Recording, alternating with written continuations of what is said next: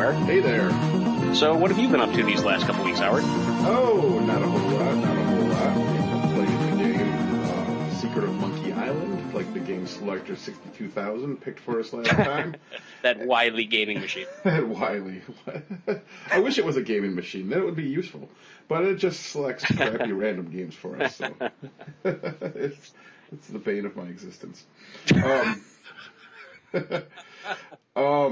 Basically, working, taking care of the kids, doing that sort of thing, trying to squeeze in some gaming time. I just picked up Super Mario Brothers, or the new Super Mario Brothers U for the Wii U, which is actually a fantastic game. So, having some fun with that. Been delving into a little Fallout 3 actually.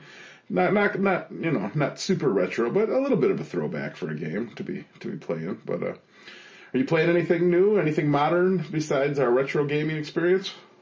Yeah, these last couple of weeks, I've randomly just been introduced to a Steam game called The Forest. Okay.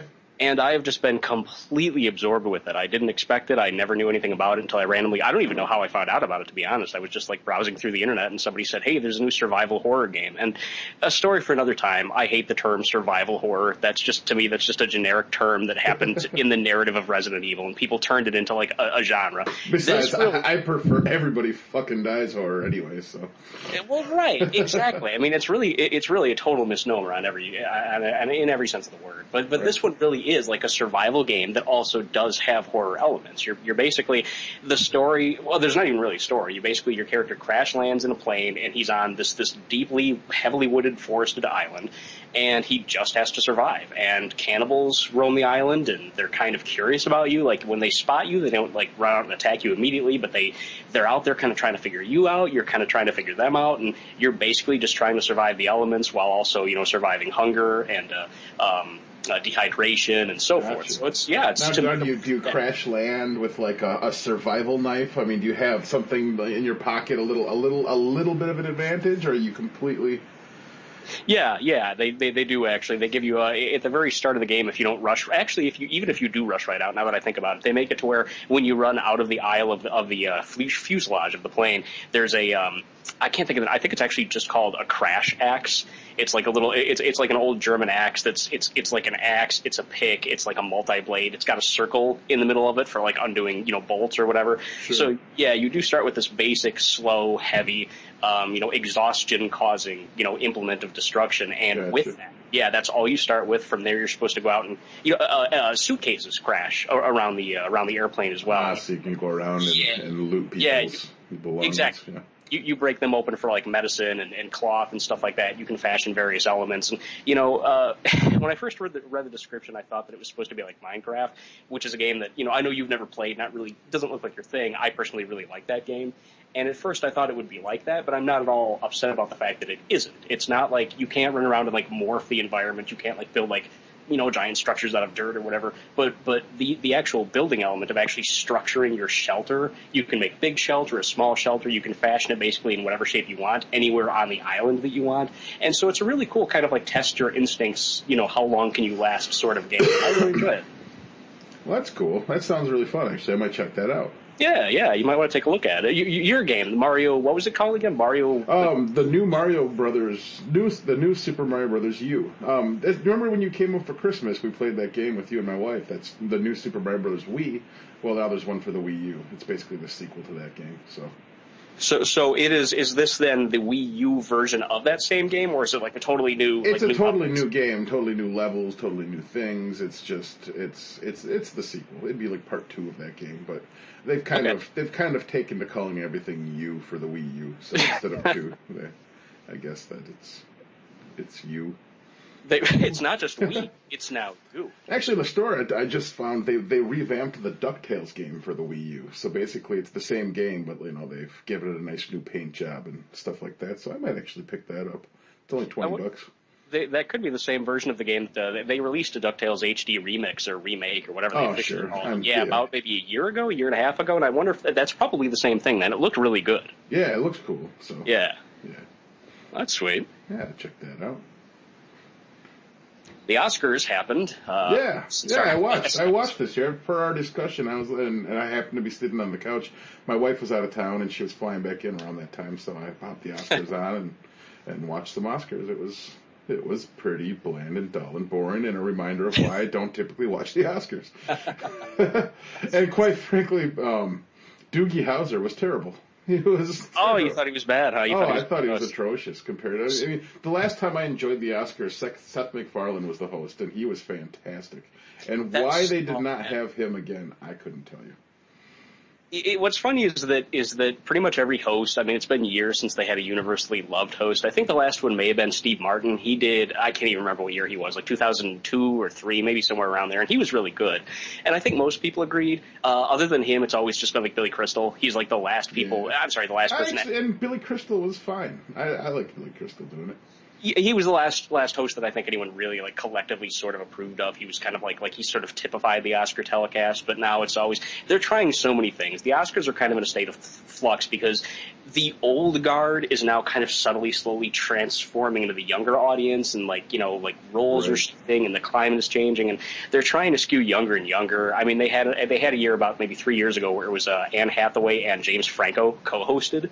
Okay. And that was awkward as fuck. I mean, to be fair, Anne Hathaway was actually really good. She had like a natural bubbliness that really. She gets a lot of unnecessary flack. I think so. Yeah, she's a fine actress. I saw clips of her in Les Miserables, and she looked phenomenal. Sure. I mean, don't get me wrong, she's in some terrible movies, but what actor or actress isn't? Very, very few. I mean, Halle Berry won the Best Actress Oscar, and then I think it was like 2 years later she did Catwoman. Yeah, well, Halle Berry did not deserve that Best Actress. I believe Oscar she did not. I agree with that. By any means. Yeah. Speaking of not deserving, I was correct in my prediction. Birdman did, in fact, win. It did. Fair enough. A lot of people liked the movie, and it was highly critically regarded. So I guess, one can argue that the, quote, correct movie won. Of course, I was rooting for Budapest, and Budapest did win. Budapest cleaned up. It did. Yeah, pretty pleased. What was it, the stupid ongoing joke with the locked predictions or whatever in the case? That was just terrible. See, that's one of the things that they always say are out of. See, I watch the Oscars pretty much every year, or at least try to, because I just love movies. I'm just that interested to see what movies win each year and which ones don't, and so on and so forth. And so every year, the Oscars are always like people talk about how good the host was, whether he was a mess, and they always talk about like each host having sort of like a gimmick. And this year, for some reason, I guess Neil Patrick Harris's gimmick was like putting his predictions for what would happen in the show in this locked box, and then at the end of the show, he would open the locked box to show how right or wrong he was about his predictions. And I guess it was like a little like gag. I guess it was like funny. Yeah. It wasn't a little gag. A little gag might have been acceptable if done right. It was an ongoing gag that just ate up. Yeah. I mean, we could have been done with the fucking Oscars in an hour if we could have cut like a couple of stupid fucking gags like that out of it, and I could have went to bed at a decent hour. That's what I was going to say. Ultimately, it was a little gag that was needlessly strung along for the entire duration, and that just like totally. I was looking at commentary online of people who were like live blogging or whatever people do, and a lot of people were saying like, "Oh, this better pay off. I'm getting really irritated seeing this stupid box thing." And I think the consensus is it was just kind of like a dull, sort of cute little light, haha, okay, that was a waste of time. Yeah. The Oscars in general, often people do look at it as a waste of time. And, fair enough. In the old days, back in like the 30s and 40s or whatever, they actually, like, the Oscar show was like 20 minutes long. They would just like read the winners. I don't even think they gave speeches. If they did, they were really short. Now, they're a little bit, people have a little bit of a misconception. People think the Oscars are like 4.5 hours long with commercials, with the abundant commercials. I mean, the Oscars are the most watched show on television every year after the Super Bowl. So, I mean, they plunge commercial after commercial on those things. Yeah, that's terrible. Yeah. Oh, yeah. So, I mean, without the commercials, in fairness, the shows run about 2.5 to 3 hours. I think this one was under 3, but that's still a long time to sit for celebrities, celebrating themselves. Yeah, big celebrity circle jerk where they all congratulate each other for being mediocre at their jobs. But that's all right. I'm the cynical one. What do you I resent wasting my time that night. It's something different, Sure. Yeah. So there was that. That was my kind of news. What's, nothing else going on with you? I mean, gaming news. In our first episode, we mentioned Toe Jam and Earl were going to be coming out with another installment, and sure enough, we have some more news on that. It's going to be similar, like more of a throwback, similar to the first game, and with the additions of such things as the Jam Out mini game from the new game and Hidden Presence. It's going to be a 2D objects within a 3D world kind of set. Okay. And basically, like a lot of these retro games, they have a Kickstarter going. So they have a target of $400,000, and it looks like they've already got about $90,000. So it's well on its way to coming. We'll see. I don't know. That's kind of a lot of money, $300,000. It is. It is. Well, is it 300 or 400? Well, they're going to need 300. Oh, you mean in addition? Exactly. Yeah. You know, it depends on how many people, I guess, remember Toe Jam and Earl. I mean, that was obviously a product from our era. I mean, that game came out in either 91 or 90. I want to say 90. Sure. And, I mean, a lot of people now are fans of it. And so I think the Kickstarter crowd, the people who are always on the internet, I think a lot of those people are fans of the old game, or at least come from that audience. So I'm guessing, and at least hoping, that it actually fulfills that. I see that happening. Yeah, so I imagine that'll happen. We'll see. It'll probably take some time. Maybe it'll be a couple of years. And it looks like they're just starting to, probably put it out on PC, Windows, Mac, Linux, and stuff before they, release it on a platform or a console. So that's interesting. A PC first. I would never picture of Toe Jam and Earl game being a PC first game, but I guess given the market, I guess that's kind of a testing ground. That does make sense. Sure. And then Mega Man 2. Some ROM hackers have decided that Mega Man wasn't hard enough for them, so they decided that they were going to make you a survival mode for Mega Man. Just when you weren't dying, well, I guess you can't die. You can't die. Your game's over. You can't die once now. And the game keeps going. It just keeps looping. So basically, you try to get through as many levels as possible without dying once on Mega Man. Okay, so wait, so this is Good luck. God, yeah, this is the first Mega Man game. No, it's Mega Man 2 actually. Oh, it's Mega Man 2. Okay, well that's actually a good game. Yeah, it's a good game, but it's still good luck. I mean, it's a good game, and it's considerably easier than some of the other Mega Mans. Sure, but it's still a hard fucking game. So. Now. So did whatever the person doing this, or people, did they actually explain like get into the real detail of exactly like which levels are going to loop, or I'm like is it just like every level in the game is thrown at you and it just keeps cycling? Is that how it works, or did they say? Well, let me see. It draws inspiration from the most recent releases of Mega Man 9 and 10 by recreating the challenging endless modes of those games. Okay. So instead of giving you the choice of where to start in the challenge, you'll be thrown into a random stage, and then only after clearing 30 different screens and random bosses, I guess that's what you got to do to survive. So that honestly, to be honest, that sounds great. I'm a fan of random gaming, like random elements in my game. So for them to just like throw, I guess, random screens or at least random bosses that you're never going to know which ones you're going to get, so you can't know which weapon you'll have to prepare. Well, that sounds actually kind of cool. Knock your socks off, man. It's a ROM hack, so I'm sure there's a patch out there somewhere if you have a ROM for it. Nice. Okay. Yeah. So I do recommend buying the legal version of the game before just having a ROM for your backup disc, which I'm sure you probably already own. But I mean, besides, Mega Man 2 is such a classic game. I mean, there's like no reason not to have that in every NES collection. That's like a landmark game. Exactly. So that's basically all I have for relevant retro gaming news. Okay, that's some good stuff, though. Very interesting on both accounts, I think. Sure. Interesting. So that brings us to Secret of Monkey Island. Yeah, which was a 1992 game. Do you want to get to your opinion of the game first, or do you want to talk about some 1992 goodness? Let's talk about some 1992 goodness. So much was happening in 1992. Let's see. President Herbert Walker Bush Sr., was throwing up on the Prime Minister of Japan. That was 92? That was 92. Yeah. Oh, I remember that. Okay. Yeah, remember that? He was all sickly and pale, and it was on TV, and just Ralph right at the Prime Minister's lap. I think it's the first time a president actually, at least as far as public record, vomited in the. Well, that's just it. They really, I mean, they go out of their way not to show presidents and vulnerable. Vomiting. Well, vomited, just vulnerable. I guess he fainted for that too. So that's. Oh, he fainted too. Yeah. Oh, I think you're right that he did. That's right. Right, but then that later that year, Bill Clinton became president. I think unanimously chosen because people were too upset about the vomiting incident. They said we need somebody with a stronger stomach. Something, yeah, exactly. The LA riots broke out that year. Remember that? Oh, God, yeah, I do. Yeah. People nowadays do not. You know what? I actually counter myself. I was about to say people nowadays don't really understand exactly what that was like, but they do with that whole Ferguson thing. Exactly, yeah. Ferguson.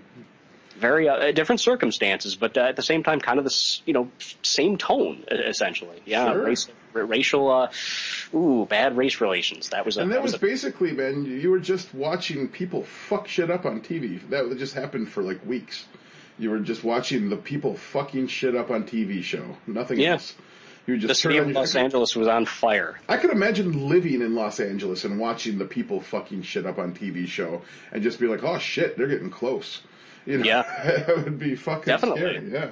I lived in California with my girlfriend at the time, in the San Bernardino area, and there were forest fires coming over the mountain because it was really dry season, and like we could actually like see over the. I mean, they were still miles away, but when you were within sight of like forest fires and the warning, it's creepy. It happens all the time there too. It's crazy.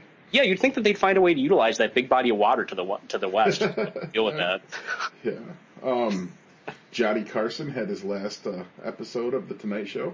Oh, wow. The transition over to, what's his name, Jay Leno? Yes, what's his name indeed.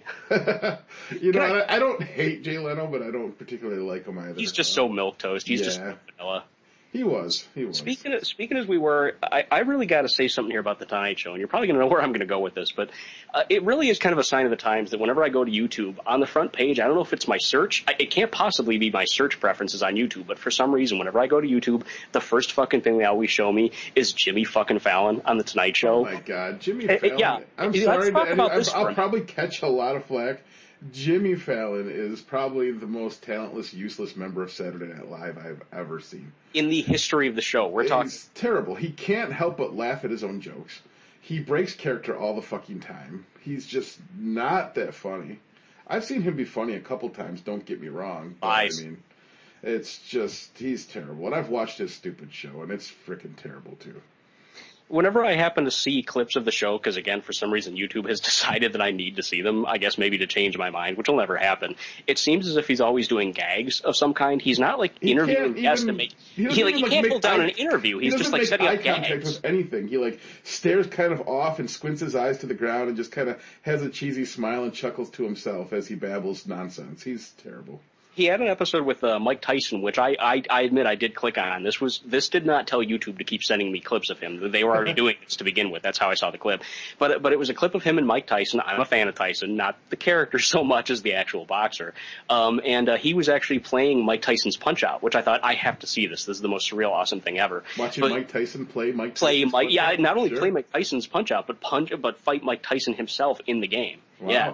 He lost, actually, in fact. But the point I'm making is that Jimmy Fallon, like, as I'm sitting here watching this, thinking, like, okay, this is interesting, let's get to it. Like, I can't remember what Tyson said, but Tyson made some kind of joke, and Jimmy Fallon oversold it to the point of ridiculousness. Oh, he does that all the time. He threw himself away from his desk and, like, rolled on the fucking floor. Well, to Jimmy Fallon, nothing is as funny as everything.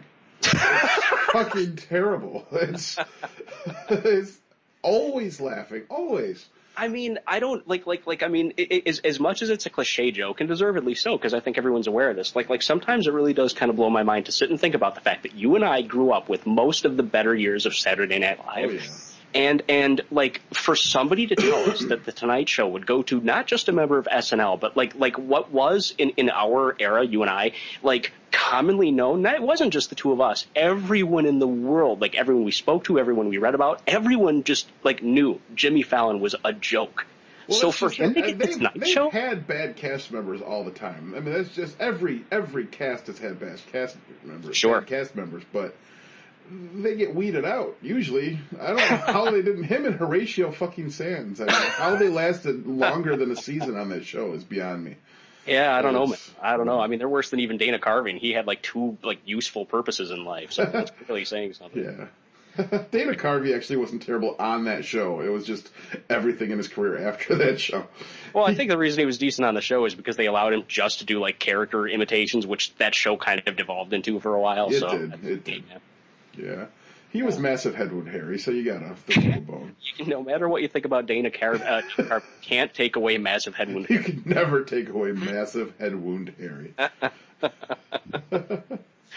All right. There you go. So enough about the Tonight Show. Sam Kinison died in 92. That I was was a fan of his. I didn't watch enough of him to know. no. I like Sam Kinison. He was pretty funny. He was like one of those edgy, ahead of his time comics. It just kind of, I don't know. It was shocking at the time. I remember being like, wow, I don't. What was it, like a drug overdose? It so often I is. believe it was a car accident with Sam Kinison. Oh, okay. Yeah. Right. So. Hmm. Yeah. While I'm sure that what you said about him was true, and I don't say that facetiously, I mean, for him to be as successful as he obviously was doing something right. But whenever I saw clips of the good quote, the awesome Sam Kinison, it was always just him screaming. Just him. Well, that's what he's known for and everything. But he did more than that, though, didn't he? He was, speaking of Saturday Night Live, when he hosted Saturday Night Live, there's a really, really fucking funny episode where he's like, parents are going to like a parent-teacher conference, and Sam Kinison is their teacher, and he's just like tearing their fucking kid apart. And it's fucking hilarious. And then it turns out like the real teacher comes in, and he's not even like the real teacher, and then he just dives out of the window. I can picture that being good. All right, sure. It's actually very funny. But so that's kind of the stuff. That's what was happening in '92. Any movies from '92 that strike you? Man, one of my absolute top favorite movies of all time. It's like literally like top 20. I would not say it's one of the best, although I do think it's very good. In fact, underrated. But one of my absolute personal favorites, Under Siege with Steven Seagal. Under Siege with Steven Seagal. I'm a cook. He's just a lowly cook. Absolutely. That's a great movie. I fucking love that. Gary Busey before his brain spilled onto the pavement. Fucking Tommy Lee Jones. That might be the first good dose of Tommy Lee Jones I ever got. Same here. Yeah. In fact, I remember actually. You might not remember this, but at your house in about '93, you had access to or received a computer that had like an online. It actually wouldn't have even been online. It was like a disc-based. Yeah, it was from Leonard Maltin actually, and we were looking at some of the reviews, or at least I was at that point. I don't know like where you were, but this was in your house, and I remember reading a review from Leonard Maltin about the new movie Under Siege, and he said that Tommy Lee Jones and Gary Busey were, quote, better villains than Steven Seagal deserves. Wow. And I think that while that's harsh, I think that he's onto something. That's part of what made the movie so good. Oh, sure. Yeah. Although the director, Andrew, I think it's Andrew Davis. For some reason, I want to say Andrew Saris, and I'm sure that's like totally not the right guy. I don't know why that's in my brain. But Andrew Davis, he did, the next year, he did The Fugitive, which was nominated for Best Picture. And Tommy Lee Jones. Brilliant movie. Yeah, I love that one too. The Fugitive is great. And that's based on an old TV show, actually. So. Yes, indeed. Which I hear is really good. I've never seen it. Never saw it. Yeah. I'll go into my memories of Under Siege in a minute because I've got a few. But what about you? What was going on for you in '92? Well, go ahead. Go on into your memories of Under Siege. I remember watching the show. I believe I watched that movie with you. You might have the first time I ever saw it. I don't want to speak for you, but possibly the first time you saw it as well was at your house. Yeah, either you brought it with, or we rented it, or it was possibly on HBO. I don't remember. But I actually do, believe it or not. What happened was I had read. Actually, okay, I'll take a step back and then I'll get to that point. I'll walk us through chronologically. Back in the '90s, there was an antique store in Racine. There's actually a lot of antique stores in that area. But my dad, he's a big antique fan. He's a dealer. He actually trades. That's been his livelihood for decades. He used to go to an antique store in Racine that I don't remember what it was actually called, but it was in a barn. Strange as that is, it was actually really cool. I mean, it was like a literal barn just full of shelves. Sure. Well, all kinds of stuff like that up in Wisconsin. I mean, it's kind of like random places turned antique store. Right. And this one was apparently, I mean, I'm no antique judge. You'd think maybe I would be based on the upbringing I had, but my dad he's got an eye for that. He knows what's crap, what's modern, what's fake. Yeah, so this guy, he developed a friendship with this guy because he happened to have like really good antiques, really good connections. He had a lot of good trade coming in. And on this particular day, again, it was randomly in '92. I don't know when Under Siege came out. I want to say probably the early summer, probably about May or June of '92. It was around that time that I was there at this antique store, just walking around, and while my dad spoke to the proprietor of this place, just kind of bullshitting about antiques, I wandered around and looked and saw some cool stuff. And he had a little black and white TV in there near the front of the shop, just, for background noise or whatever. And I just happened to notice a trailer for, I'd never heard of Steven Seagal, I'd never heard of Under Siege, I never heard of Tommy Lee Jones, I had seen Gary Busey, but I didn't know who he was. So I'm seeing all these things being thrown at me on the TV, and I'm thinking, like, that looks really good. Whatever this Under Siege is, like, this is actually looking really cool.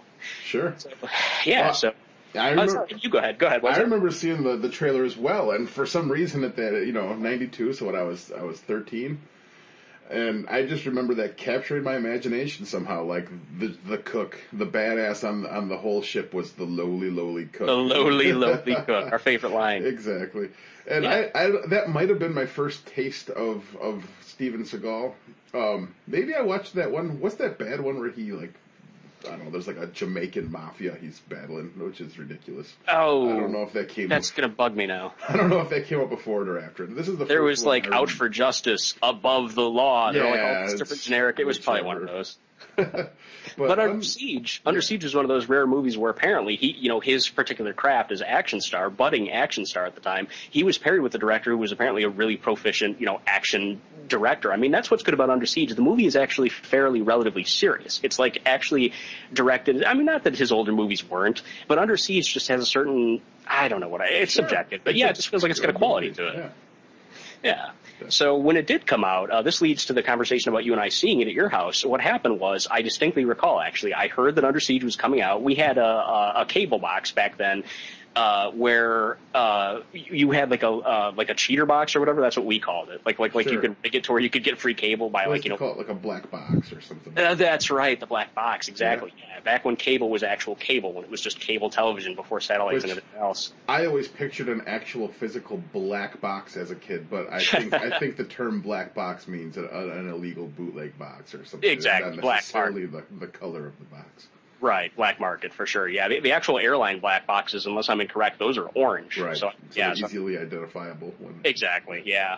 Yeah. So we had one of these cheater boxes, and so because of that, we got free box, free pay-per-view, whatever. So we had HBO at the time, which we never really had after that because we never really wanted to pay for it because who cares?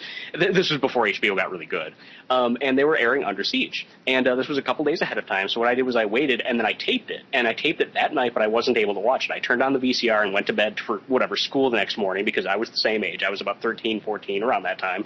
That weekend, I still hadn't watched it yet, but I had had the tape running overnight to catch it. So I was all excited. I brought it over to your house for a sleepover. We sat down to watch it. We actually watched it in your living room, and I distinctly remember this. It got to literally the part near the end of the movie where I'm not going to give anything away, but there's a part near the end of the movie where Tommy Lee Jones encounters Steven Seagal, and literally, the movie cut. It stopped right there. When Tommy Lee Jones walks into the room that Steven Seagal happens to be in, the movie stopped. And what had happened, I learned later, was my dad had woken up or whatever and turned off the VCR without I had left it on overnight to record the movie. Yeah. So we're sitting here watching it. We're loving the movie. We're an hour and 10 minutes into it, and then boom, the ending cuts off. And I remember you and I were just like, oh no, this sucks. Yeah. So, yeah.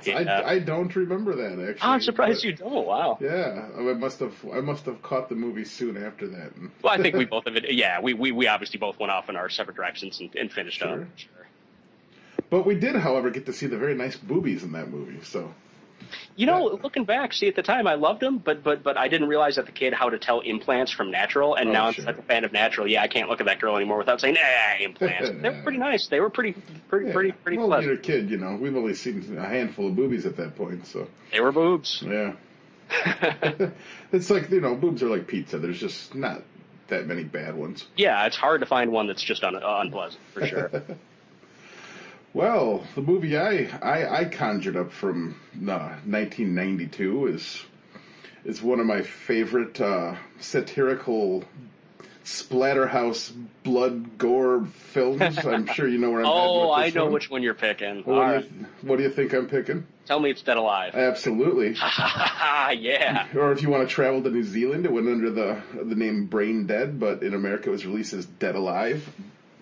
Dead Alive, probably with a fake blood budget in the tens of thousands. Hundreds of billions. It is just such a fantastic gore fest. It doesn't take itself seriously at all, yet it's done really well.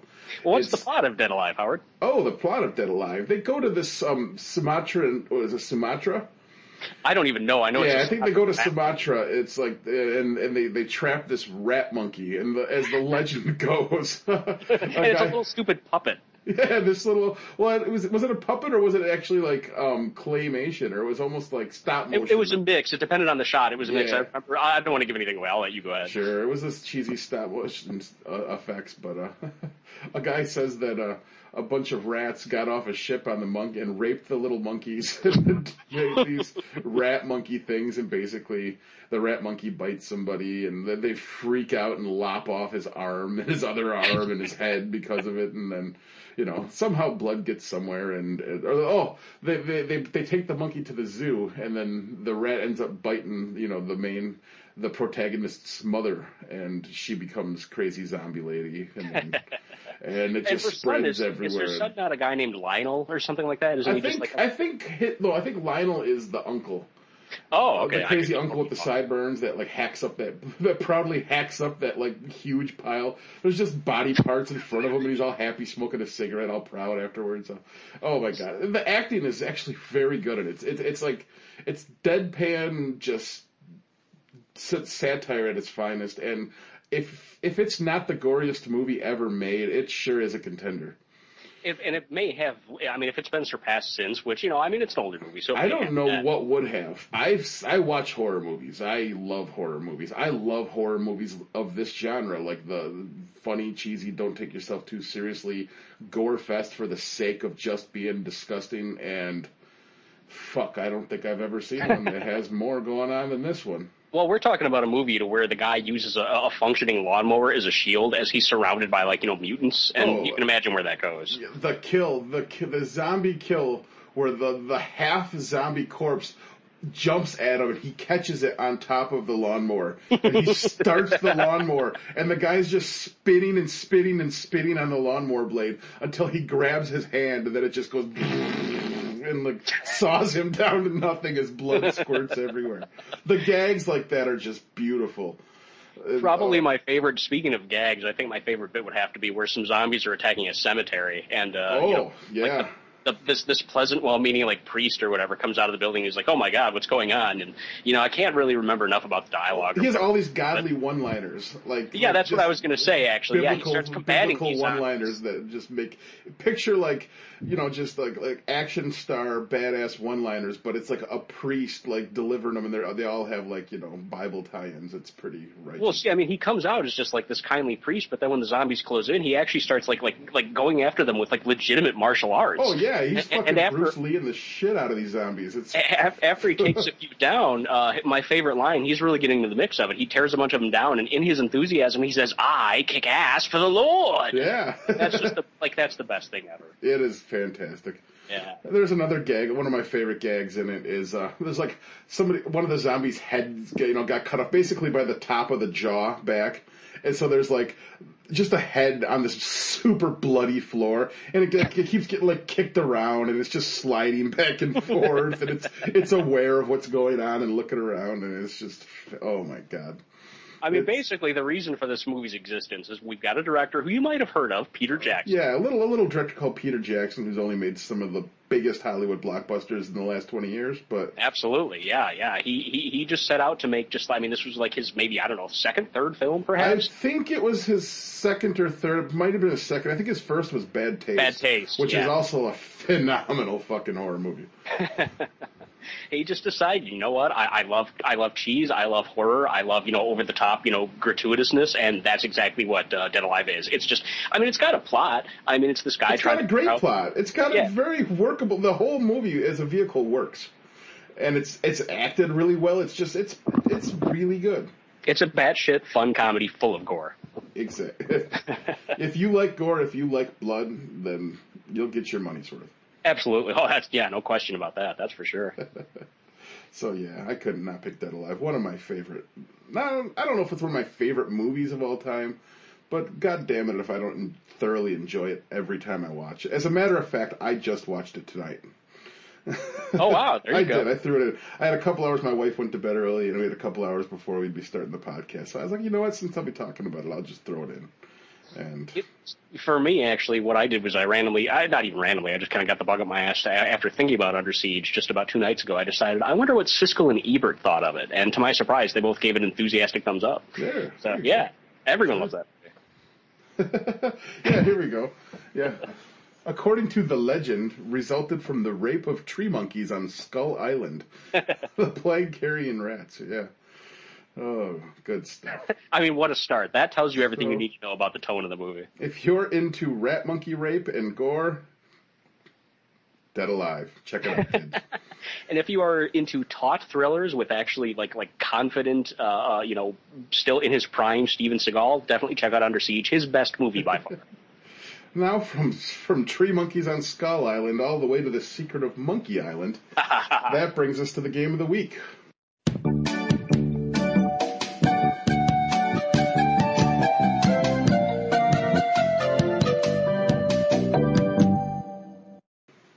The Secret of Monkey Island. The Secret of Monkey Island, a game you are intimately familiar with, and a game I experienced for the very first time. Now, I've been waiting. See, I don't know if the audience knows this, but we not only do we not talk about our feelings about the game to each other throughout the couple of weeks that we play them to prepare for each episode, we specifically go out of our way not to tell each other. We wait for the reactions for the actual episode. So I've been waiting, on pins and needles to find out, did you love it? Did you hate it? I've got to know. Okay, well, let's see. I'll tell you. I'll give a little synopsis. Typically, we go through the game, but I'll just kind of tell you my gaming experience real quickly. Sure. And then we can break the game down on a more, part-by-part level. Yeah, we can wait for the specifics. Give me a wrap-up, definitely, of what your experience. Okay, well, I popped the game in, it looked good. I've never played, as I just said, I've actually never played a point-and-click game before, so it was a new experience for me. I can kind of see how games like this were the harbingers of the games I love, like Skyrim, the Elder Scrolls. I mean, I can see where games like that probably came. This coupled with role-playing game, coupled with action. I mean, it was a recipe for the games I love now. So, without games like this, I don't think that they inspired people to take them a step further. I don't know. I got to be honest with you. I didn't like it. I didn't like it at all. I spent probably 15 hours playing this game, and I don't know. There was some cute gags. There was a neat charm to the game. However, the physical playing the game just honestly bored me to tears.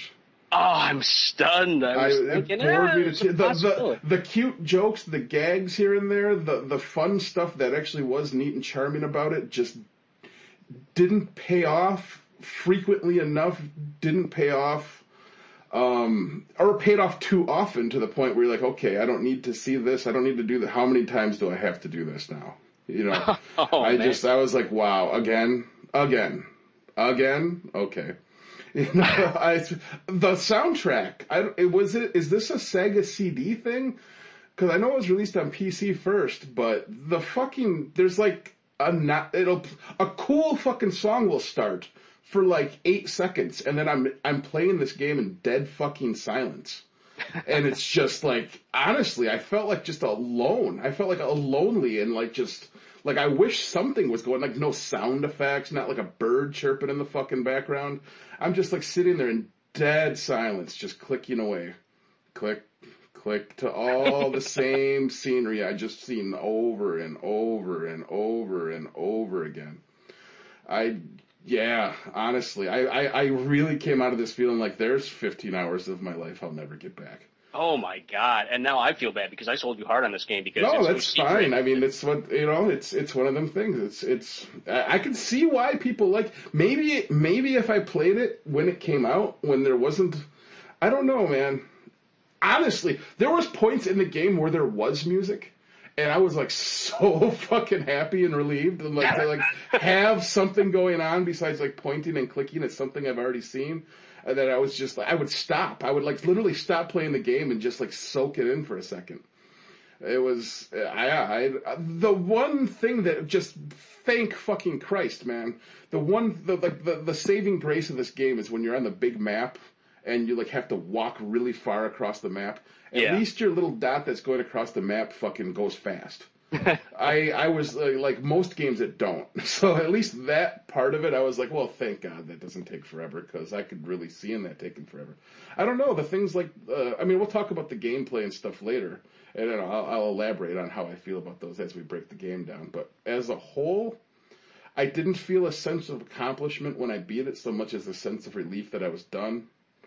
Um, like I said, the music that does exist is actually very cool. I don't know why they choose to have like the soundtrack stop playing throughout the scenes. I don't know why. Like it'll start and like you'll go onto like a new like screen and some music will start and then it just fucking stops, man. It stops.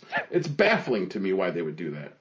I don't know. It just so many things about and just like the repetitiveness and yeah, they do build in a lot of different gags. Like I know it's almost like yeah, you're going to be talking to this person about the same thing over and over and over again while you try to figure out the puzzle. So we'll at least throw you a bone and give you different banter and dialogue you can say back and forth. But even that runs out shortly. So like I said, there's some funny things, there's some charming things about the game. It's kind of, I can see it as like an inspiration or just something that evolved into something that I do like. I just did not enjoy this game. That being said, let's break it down. So, wow. So that goes in the Howard did not like this column. Yeah. I wanted to like it. I like the concept. I love the fucking cover. I love the box art. I love some things. Don't get me wrong. There's some things about it that are very neat and charming. Like I give credit to a lot of things about it. I just didn't enjoy playing it. I can tell that you've been waiting You've been waiting. I'd say, as per when you finish this, I would say that you've been waiting at least a solid week to share this. Because I can tell. I got to play these games when I have time, and I had like 3 or 4 consecutive nights to actually sit down and play. So I gave a couple hours every night, and a few hours the night I beat it. Like I was ready for bed the night I beat it, but I was like, dude, I gotta be close. I'm just beating this fucker tonight and calling it done. Yeah, so I was up very late one night playing it, but well, now every time that we've developed sort of a little bit of a tradition where every time that you finish a game, you send me a picture of yourself. I always send you like the credit screen or the end screen or the and you usually give it the finger, which started with Mega Man. I read it as this. I thought that was a tough game. Yeah, I conquered you. I kicked your ass. With Kirby, it was kind of more cute. It was like, haha, Kirby gets the finger too, even though we both liked the game. After you emailed me this middle finger towards Guybrush and Elaine, I remember writing to you. I was like, oh, they don't deserve that. And now I can see that no, you. Yeah, that finger, that was a legitimate fuck you. Man. Yeah, I don't know, man. Like I said, I don't know. I can't say I completely hate it because I don't hate the concept. I don't hate like things about it. I do see its charm and why people like it. I had close to zero fun playing it. As a matter of fact, like, I just wanted it to be done. Damn.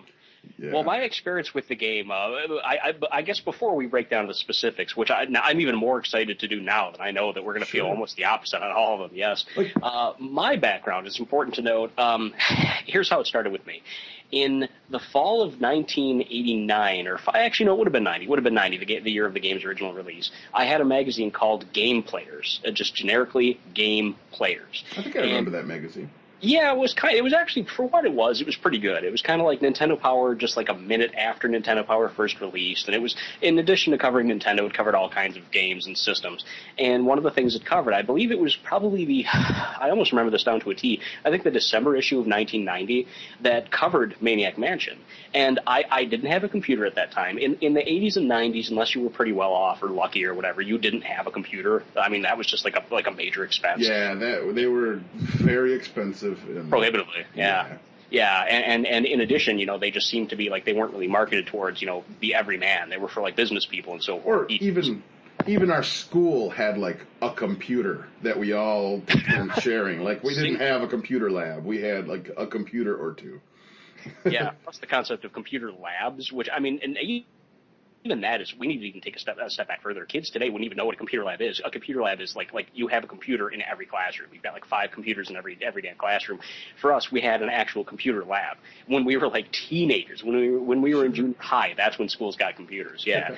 So for us, a computer was like a new and mystical, expensive thing that we couldn't ever have. So when I'm looking at this Game Players issue in 1990, and I'm looking at this article of this game that was described as like this mystical, exciting, alternate universe full of pirates and adventure, I was getting really thrilled. I thought that sounds so awesome. But then they said that it was for, I don't know if it originated on the IBM or the Amiga, one or the other. Either way, it was a computer. And I thought, oh my God, it's this wonderful thing I'll never be able to experience. It sounds so cool. The photos of it look so cool. They showed a photo that I specifically remember of Guybrush in the background of and we'll get to this part later, but Guybrush in the back room of Elaine's mansion with the text that says, look at Yak wearing giant wax lips or something to that effect. And Right. I thought this game sounds so zany and fun and just like, it was exciting not just because it sounded good, because I knew that it was like this thing I probably would never have. Cut to 93, when I first saw that it was available on the Sega CD, like, I mean, I went bonkers to the point where the local one of the local game rental places, a place called Thumbs Up Video, the proprietor there, a guy named Dwayne, he actually had the bright idea. He was kind of like an inner city, a lot of like young ruffian kids would always come into his shop. He had the idea to rent out for like a half hour for $1 or whatever. He would rent out consoles to anybody who wanted to go there to his store and play them. They could pick whatever game, he'd set it up for them, they'd give them $1 and they'd be able to play for a half hour. Not having a Sega CD or a computer, I saw that he had the Sega CD and Maniac Mansion, so for like several different days over the course of a few different weeks at Thumbs Up, I paid to play this game, and I was in ecstasy. I loved it. You paid to play Maniac Mansion or paid to Oh, I'm sorry. Did I say Maniac Mansion? You did. Okay, yeah. See, that's actually a good point, because I blur them together in my mind so much, because the same developers. Yeah, same person created both games, and in addition, I grew up loving both games, and they are both similar types of games. So yeah. Since he had created Maniac Mansion, and I loved it so much, I was then drawn to Monkey Island, and I grew up loving it. I actually in '95 bought a Sega CD system specifically to play Monkey Island. So story time over. I mean, you and I had distinctly different impressions with this game. And I remember being younger at your house while you were showing. I never played it, but you were showing me Maniac Mansion. You were just kind of showing me some of the funny things, Isn't that where you can throw a hamster in the microwave? And, the most notorious moment. Yes, it is. Yeah. I think you probably showed me that scene. Of course, I got a kick out of that. So a good chuckle. So having seen that part of Maniac Mansion and knowing this with the developers and it was a similar type of game, I did go into this game excited to play it. So I was ready to have a good time. I just didn't. I don't know. Well, then I guess we should, with a brief cheesy personal message from me, because I'm a total animal lover, do not put your hamsters in the microwave, please. Do not put your hamsters. Right. Yes, it's a sociopathic thing, and you probably need severe psychological help. They're people much don't like tastier out of the deep fryer. There you go. Yes, don't do that either. So, well, let's get into Monkey Island then. Starting with the box, let's map out at what point you fell off with this game. What did you think of the box? The box is fantastic. It's a great picture. As a matter of fact, if you go on to the Facebook on our page, I actually put a picture of the box on. Sweet. So yeah, I thought it was wonderful. I mean, who wouldn't love that box? That box immediately screams, intriguing. A huge skull. It's got some islander-looking people in the background, a huge monkey head. It's got swashbuckling pirates with their swords drawn. I mean, it screams. It almost screams like Goonies to me. It does. Yeah, and not to jump ahead, but do you think that might have skewed that obviously didn't influence your decision, but do you think that helped to let you down, that you were maybe expecting something more Goonies-like? No. Okay. Not by any means. Wow. I'm a big fan of all kinds of piratey things, so I just, that's not where it took a left turn for me at all. Okay, well, I definitely agree with you. I think the box looks absolutely gorgeous. I think it's great artwork. I mean, we're talking about the original version, not the HD version, which, while well-drawn, I do not like the character style. I think it's hideous. But the original box, I mean, it's colorful. It's evocative. Like you said, it totally reminds you of Goonies. It's as you said, a swashbuckling pirate adventure. It's accurate to the actual content of the game. It looks so inviting. So as far as the box goes, we're definitely thumbs up on that. Oh, yeah, the box, fantastic. What do you think of the graphics of the game? My review of the box gets 5 out of 5 stars. There you go. But now your review of the game's other appearance, like the actual graphics of the graphics, game. Decent for its time, I guess. There's a lot going on and stuff in the backgrounds to a point. It's pretty static after a while. There is a lot going on. There's a lot of different screens, but there's neat. I mean, there's pirates walking everywhere and stuff every now and then, and just kind of randomly going here and there. I don't know. Sega CD compared to the Sega Genesis is not a huge leap. No, It almost no. makes you wonder, like, why did it need to be a Sega CD game? The system actually got a lot of flack for the Sega CD system got a lot of flack for being basically just like a Genesis and a half, essentially. I mean, the reason it even really existed, a lot of cynics think this, and I think to an extent it's true, but they kind of rushed to be the first, video game provider that released a mass market CD system. Nintendo was kind of talking about it. Didn't TurboGrafx 16 beat them to the punch? You know what? They did, I think. I think you're right. I think they did. Cause maybe they were threatened and decided we better compete with this. I mean, I know it was big. This was back during the quote bit wars when Sega and Nintendo were at each other's throats. Right. So while I think that you're correct that it was not the first actual American system, I think it was like between Nintendo and Sega, it was clearly the first of those two, and I think that might have been what their big coup was. Gotcha. Yeah. Yeah, so I mean, it was really big for them to, get this new Sega CD technology, and that whole story for another time, full motion video. Oh yeah, I remember. Oh my God. Staring at it in a store, just being like, I can only imagine how amazing the graphics must be on the Sega CD. Because when you're a kid, that's all that really matters to you. Not that fun gameplay doesn't matter. It did, but I mean, kids were just super impressed. Whenever you saw like a new system and how superior the graphics were, it was always pretty neat. So.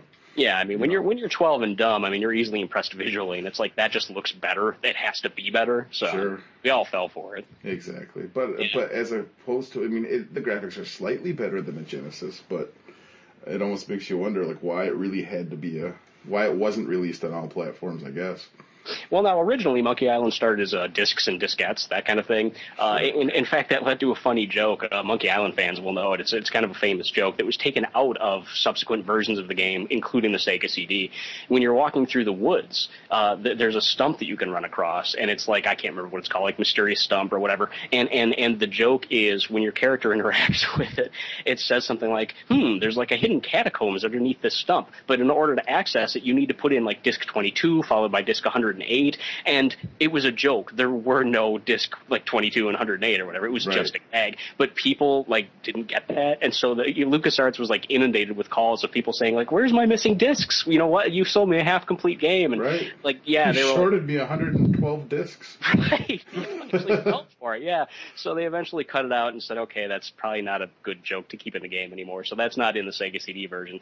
But point being, it started on discs. It eventually, as technology improved and as they wanted their vision to look better, it moved on to the CD. I think, and people out there, don't kill me if I'm wrong. I've never owned one. I think the Amiga was a CD-based system, and they had more advanced colors and so forth. So basically, they just when they ported the game, they made it look better, and they put it on CD to take advantage of that medium. So when they made the Sega CD port, they ported it from the at that point the most optimum version of it that existed, which was a CD. Gotcha. Yeah. Yeah, but I mean, with all this high-tech technology, why could they not have songs play consistently through the fucking game? That's actually, as much as I want to make a sarcastic comment, I don't know enough about older that era computer to know, but I honestly, believe it or not, I think either they just failed to do so, or they honestly just didn't have the space. I can't be certain. I'm sure I would have just, because that was a huge issue I had, man. A huge fucking issue. I mean, aside from just being underwhelmed by the game, that's, I think, what made it such an excruciating experience for me, was that I was just playing this in silence. I felt like I had the lights out and the sound down so my parents didn't bust in and scold me for not being in bed while I was playing.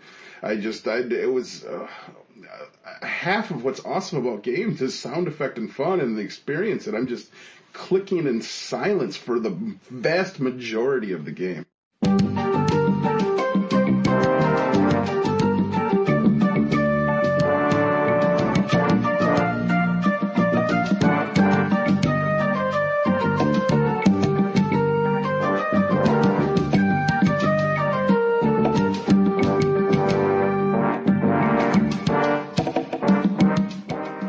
And it's tough because you said something I completely, thoroughly agree with. I was actually really excited to talk to you about this. I thought if he likes anything about the game, it's got to be the music, because the music that this game does have is fantastic. Yeah, that's almost like a kick in the fucking pants. It's like, here, this is what you could be listening to, and then fuck you, and they just like turn it off. I mean, there's parts of the game where the music does play, and like I said, I would stop, I would soak it in for a minute. I was just like, oh my goodness, jeez, why not all the time? Why not? I mean, I think in total... They clearly own the rights to the music. Well, I mean, again, the game just, I guess, was not programmed with that many selections. I think there's a total of maybe, over under, I think like 6 to 8 total tracks in the game, and that ranges from just like the introductory, trial, 3 trials tune, the chapter break, in addition to like stuff like the scum bar and stuff like that, So, I mean, it sets the mood, but it is so intermittent. I mean, you can literally go probably an hour, depending on, or more, or far more, depending on how well you were doing with a particular puzzle without hearing another track of music. Right. Yeah, or even a sound effect. You're right. See, I knew about the music. I was aware of that because I love the music so much. But you're right. There are a lot of scenes. Yeah, like a seagull could have been cool every now and then. I mean, anything at all. Just like a little wind. Something to let me know that life is existing in this game that I'm trying to just, immerse myself in. I could not become immersed in this universe. There was just too much lacking. That's funny. While what you're saying is completely understandable, it's funny that that's kind of a generational gap, because I remember that, though I'm sure there are examples that disprove this, I remember that we did have a friend in grade school who did have a computer. His name was Matt, and when I hung out at his house, he had an Apple II, an Apple IIe specifically, and he had just like a Rolodex full of, different floppies, and the majority of those games did not have any sound whatsoever either, and when there was sound, it was usually generated by the machine. It was like beeps and blips. Yeah. So there was a while there to where, that was just kind of a normal thing. You didn't really, expect the game to be full of music. At the same time, nowadays, going into it as you just did, going back 20-something years to play this game, in addition to the fact that it was on a CD, this version you played was CD-based, you would reasonably expect that there would be a little bit more in the way of sound. And again, it's not like there was no music. There was great music. It just, they didn't let me have any. They were like, no, we have awesome music and you can't fucking listen to it here. Have a taste. I'm taking it away. Now go an hour with none. It's like, man, what the fuck?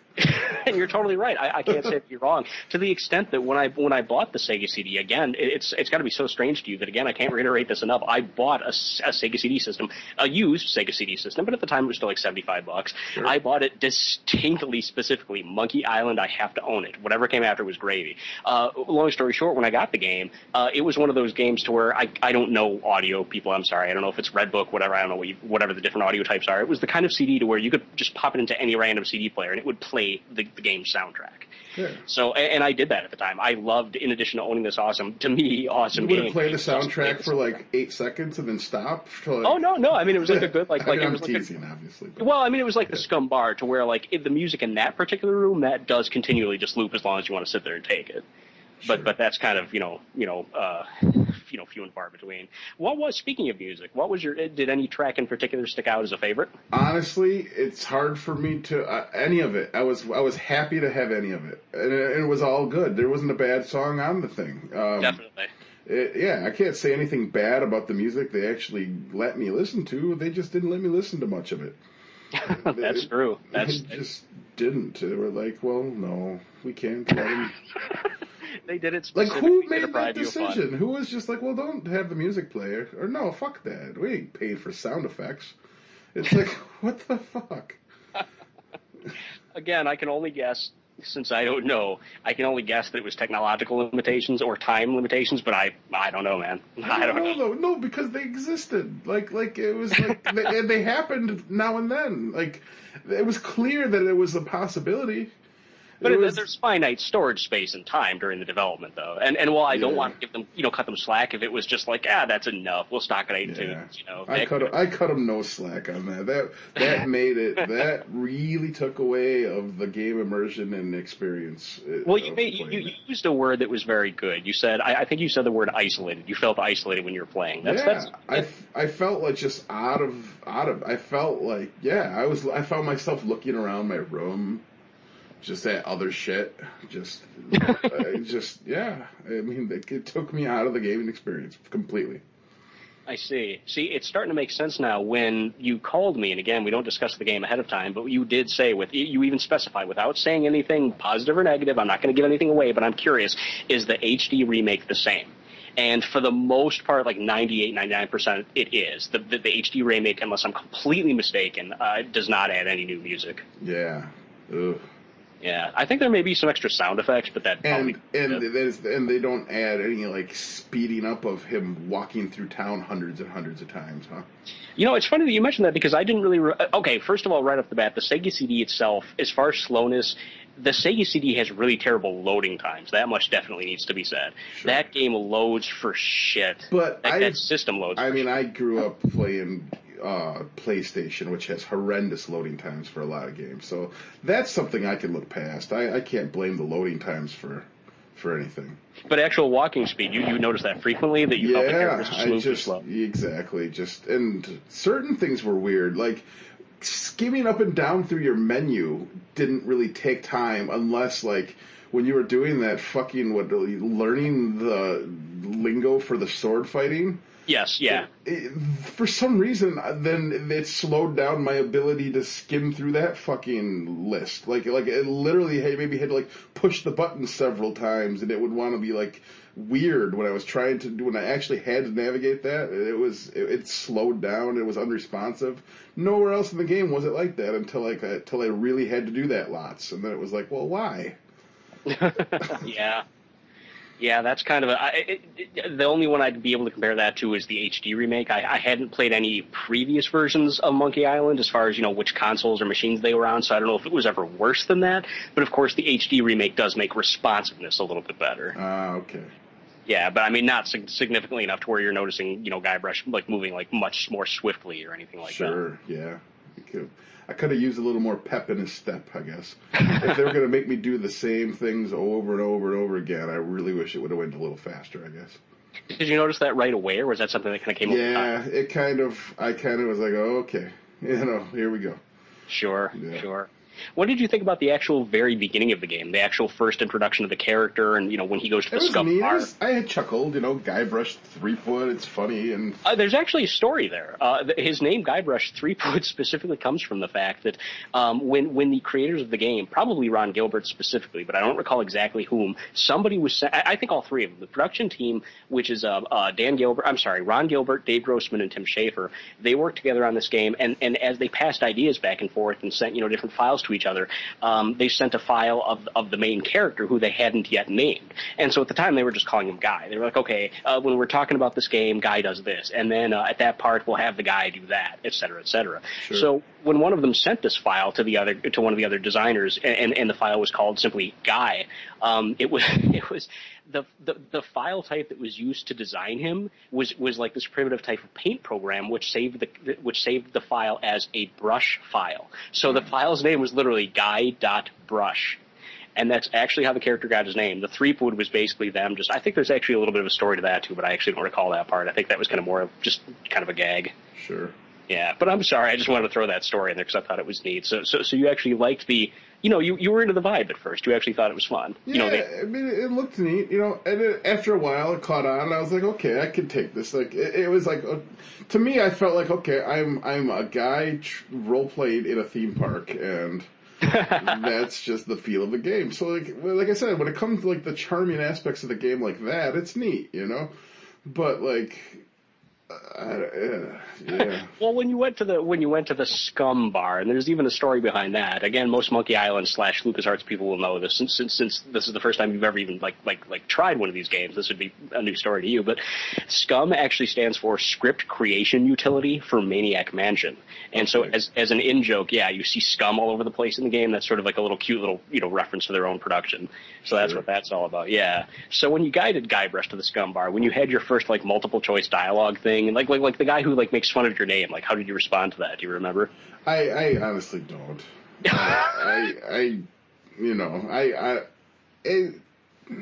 yeah. Did you enjoy the setup? Like the multiple choice dialogue? Like did you like that type of? It was cool, except for that, it gets to yeah, you start out the game optimistic that it's going to be a good time, and then obviously you continued to feel that way. I did not.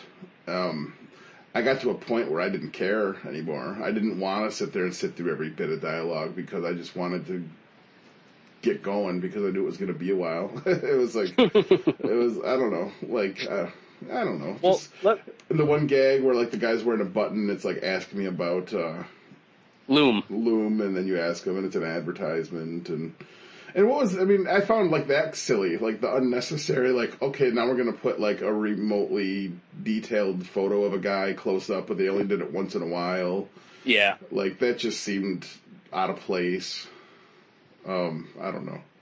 Like if they would have done it every time, I guess you talk to an important character, then I guess it would have made a little more sense. But they kind of picked and chose who they did that with.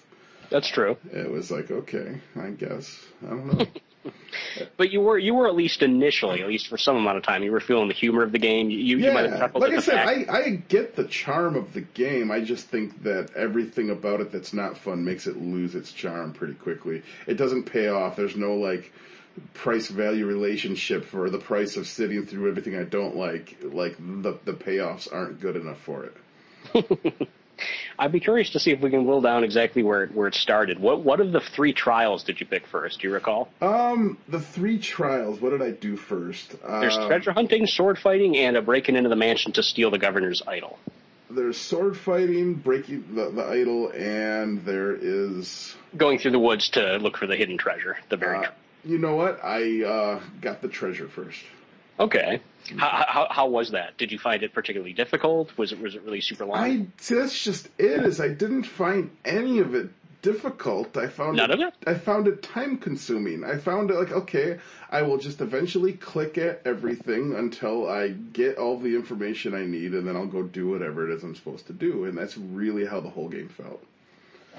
So I mean, some stuff, I guess, yeah, it was like, you had to like think about, well, what am I going to do with this, or what, but at a certain point, like, once I realized like the dance step, like map to like to the treasure was just, going, 2 screens to the left, and like, it takes you a second to realize that's what you're supposed to do, but it wasn't like difficult to draw that conclusion, I guess. Well, did you have that? Okay, when you first went into it, exactly how much of like what the game wound up being, the actual gameplay of pointing and clicking and putting together the sentences and clicking on each item, how much of that, based on my basic description and whatever you read about the game before playing, how much of that did you expect? Like how different was the game from exactly the game, from a gameplay perspective, how different was it from what you thought it would be? I guess I expected the whole game to be like that. I just didn't I don't know. I honestly attribute a lot of not liking it to there being no sound effects or music. On top of it being repetitive, on top of me having to figure portions of, I did all this, and now I have to go back and do that shit again. Okay, whatever. And then walking back, and you know what I mean? I just got to that point where it was like, really, I did it all, now I have to go get that one point. Or I would stop for the night after I did stuff, and like the last couple of things I did after I put the code in, I had to go redo, and I was like, all right. Oh, that's true. Yeah, the Sega CD functions in such a way to where it's got like sort of like specified areas where it'll give you passwords for, and if you've gone past that area by like an hour of progress or whatever, and then you go back, you stop the game for the night, you go back and you go back to play again, the password will only save up to where it wants to save instead of that extra hour of work you put in. Exactly. It saves at designated spots. That's true. I'd forgotten about that. Sure. And then just certain stuff like figuring out like. Oh, really? I gotta go all the way back to the fucking scrum bar and get that fucking fish. Really? I'd like to walk us through it a little bit specifically then. Sure. Yeah, I mean, just to find out. I mean, because again, I can definitely sense that you were really not happy with this game. Because I guess the puzzles didn't seem like puzzling. It just seemed like, well, I just gotta keep clicking on stuff until I gathered everything. It got to that point where it's like, I'm just taking everything with me in case I need it. Okay. That's what I see. That's funny that even though it was a negative experience for you, you basically had the same experience that every gamer does with this particular type of game. You learn pretty early on to just pick up everything that can be picked up. Mm-hmm. Yeah, And then it slows down my gameplay because I have a fucking menu list full of shit I just don't need that I gotta sift through. And I'm just like, oh, okay. All right. Well, so the first trial, you think it was treasure hunting? You remember having? I believe it. Yeah, I believe it was treasure hunting. I believe I did treasure hunting and then sword fighting, and then I went and did the breaking into the governor's mansion. Okay. So did you have any trouble, like when you first went to go try to, find the treasure or whatever, and you went and got the map? Did you start looking at the map and try and figure out, the dancing steps or directions before you went into the woods? Well, then I first had to figure out how to get money for the map. Oh, right. Yeah, let's step back even further. How long did that take? The first time I played this game, that took me forever to really quite understand what I was supposed to do. Yeah, that's kind of where, like, my learning process of I just really got to do everything began. It was like, all right. With step one. Exactly. And then that's where it came to, I guess. Because then you just end up doing, like, stuff you just didn't need to do just in case, I guess. And it was like, okay. Stuff you didn't need to do, like what? Yeah. Like the pot. Like, I don't know. Like, yeah, just like gather. Like, how would I know I would need that stupid fucking pot to put on my head to fly out of a cannon? There's nothing that, like, tipped me off that I would have needed that until I got all the way out to that place and figured out, oh, I need a pot on my head where, oh, there's a pot in that stupid kitchen way the back there. Okay. So you didn't even really feel any sense of, reward or satisfaction when you put two and two together and thought, oh, okay, I'm kind of getting the flow of this. The first time until I realized that it was just all like that. It was okay. Yeah, it was just like, So, I mean, it's fair to say, and this is no more than sense of satisfaction. It was always glad I'm done with that. Wow. Yeah, it was. All right. Yeah. Then again, what I was going to say is that this is no strike against you. We like what we like. Is it fair to say then that you're not interested in logic puzzles, abstract, lateral thinking in video games at least? This is just not something that the actual concept. I don't mind logic puzzles. I just didn't feel like that's what it was. Too obscure, too kind of wacky and random, and I guess random, as long as I randomly decided to pick up the right thing, I'll have what I need when I get there. So you feel it's maybe, perhaps more you're kind of stumbling into the luck of having the right item at the right time instead exactly. And then it's not like it's hard to then once you get to that point, it's not like you don't know what you needed then. And then you're like, well, okay, I'll go get that. I could have picked that up an hour ago, but I didn't. And then you're just like, you know what I mean? It's like I didn't feel like it was a puzzle. I never felt puzzled. I just felt like, I mean, yeah, I had to figure shit out at first, I guess, but I don't know. No, I get what you're saying. Actually, in particular, I'll talk about it when we get to the relevant spot. But there was a point in the game where I myself started remembering that, oh, this is a part of the game where I'm thinking, man, I don't remember what I'm supposed to do. And even though I've played it a bunch of times, there was a couple of spots to where I'd forgotten, and I started feeling a little bit of that. Like, well, okay, how would I have remembered that? That is so random. Like, sure. I just kind of stumbled into that instead of logically assuming, oh, this is where I need to go. But again, I'll get into that a little bit more when we get there. But okay, well, again, not to torture you, but let's walk through this. No, yeah, that's fine. Dude, talking about it's way more fun than playing the game. I'm giving you a hard time, but no, feel free. I mean, I have no qualms about the fact that you didn't like it. That sure. Does not say anything about your character. I mean, I'm if anything, I'm just sad that you didn't dig it because I so built it up. I didn't try to. No, but I mean, and it's cool. Much. Like I said, I see why people like. There's things about it I did enjoy. The biggest payoff in the whole game came pretty early. Like, I thought the whole scuffle in the governor's mansion was hilarious. That was fun to sit back and watch. But even then I wasn't even playing. I was just sitting back and watching. Right. It was like, it was funny banter. You're wondering, well, what the fuck's going on back there? Which it was a chuckle, but it was no more than a chuckle, I guess. I don't know. Well, let's do that one next. Even though it's out of order for you, you did that one. I think you said you did the mansion last. That was the last part of the 3 trials that you took on. That was the last part of the 3 trials, I think. When I went through that particular part in my game, I think you said it really well. I had forgotten. Again, I have actually played through this game in its entirety, I think 3 times, but I've picked up, fucked around with, eventually moved on to other things, probably at least 6 to 8 times. I've been through this game many times. The first section of the game, the island, Melee Island in particular. So even though I was familiar with what I had to do, I had forgotten that when you do go into the governor's mansion, there's a whole, like you said, it's a 5-minute little cutscene where when Guybrush disappears behind the wall to break into the governor's mansion and steal the idol, and you have no control. You're just watching this like in-universe display of the character doing these various things, and since he's behind the wall and you can't see him, you just see it described to you using the game's interface. I was grateful there was sound effects. Oh, that's true. That's one of the few spots where they had actual sound effects. That's right. It was like biff and bonk and crap. Yeah, I was like, well, see, it's kind of fun when that's happening. Probably my favorite bit of the game, comedy-wise, was the same spot. And what I'd forgotten specifically was the fact that he goes back there, gets beaten up or whatever. There's all these crashes and so forth. He eventually comes out, and he's like, oh, man, I need a breather or whatever. He walks over to a nearby, again, this is automatic. You're not controlling it. He walks over to a nearby bookshelf, and he grabs a book that's called The Manual of Style. And I think you're led to believe that he's going to use it to, like, become a better fighter, to go back and fight whatever challenge is back there that you can't see. But instead, when he jumps back through the wall, the verbs at the bottom of the screen tell the story that he shreds the book of style and like he gives it to like a clown, exactly, like a crazy clown. He gives confetti to the clown or something, yeah. And then on the screen it says, I gotta say, I'm sorry to cut you off. That's all right. His animation of jumping back through the hole was pretty funny. Yeah, very comical, very, very just, goofy. Just he totally, puts his all into it. He just hurls himself right through that hole in the wall, gives the clown the confetti. Again, it says in capital letters, presumably it's the clown. It says "wee," and I thought that was really funny. The clown is very excited to get the confetti.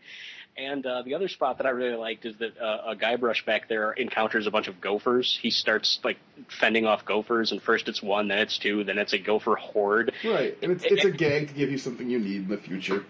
Yeah, exactly. Yeah, you get the gopher repellent for a later puzzle, but at that particular time, you don't know what's going on because, again, he's still back behind the wall and you don't see what's going on. And after he sprays the gophers, it says, use gopher repellent on gopher. Use gopher repellent on gopher horde. And then it's, use gopher repellent on funny little man or something to that effect. It's like... Yeah, see, that kind of stuff is good. So you liked the humor of the game. The actual, sure. It was just so few and far between. Some of the humor things that were funny, like let's move back a step to where my middle one with the sword fighting. Yeah, we definitely need to linger on this. Some of that banter for the sword fighting was funny the first time I heard it, but did I really need to go fight that many fucking pirates to train to go fight the fucking swordsman of the island with the same banter jokes over and over and over and over again? I don't know. It's one of the most remembered parts of the game, I think, for two reasons. Because one, it's so unique, and two, depending on it really is kind of random luck, which insults you get and which ones the pirates use against you for you to obtain. So the other reason it's remembered, for better or worse, is tedium. I think a lot of people just remember, as you said, just going through it over and over and over. Because it is luck based during this particular play for me, it literally, you're gonna hate to hear this, it took me probably like 15 minutes to get through that part. Whereas the first time I ever played this game, that had to have at least taken an hour and a half just for me to it was that might have, you're asking me when the turning point was. I was already a little, that was the second thing I'd gone through. I was already a little irritated with there being no music and sound effects here and there, and by the time I was done doing the swords play shit, I was done with the game. I was just like, there's funny, I mean, the banter is, some of it's very funny, I got the scar on my first during my mighty struggle. I hope you learn to stop picking your nose. Exactly. That's a chuckle. But then, I mean, you back and forth, how many times, and not even every time they'll line up so they make any sense. And that's kind of funny, I guess, a little, the fact that they're random put together and they don't really make sense. Because I don't know. Sometimes. I mean, I guess the way it works for anybody who hasn't played, basically, in order to defeat your third, or whatever, one of the three trials, you have to fight the Swordmaster.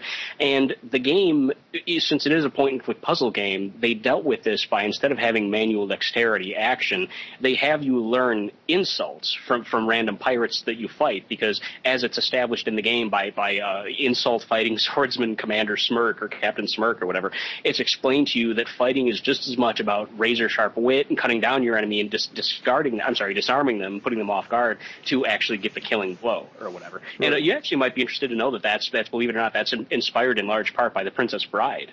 Actually. Sure. Yeah, movies like Errol Flynn and the old, obviously old Pirates movies, but in particular, Ron Gilbert even specified Princess Bride. He says they spend as much time talking throughout their sword fight as actually doing. Right. And he thought that was cool. He wanted to emulate that.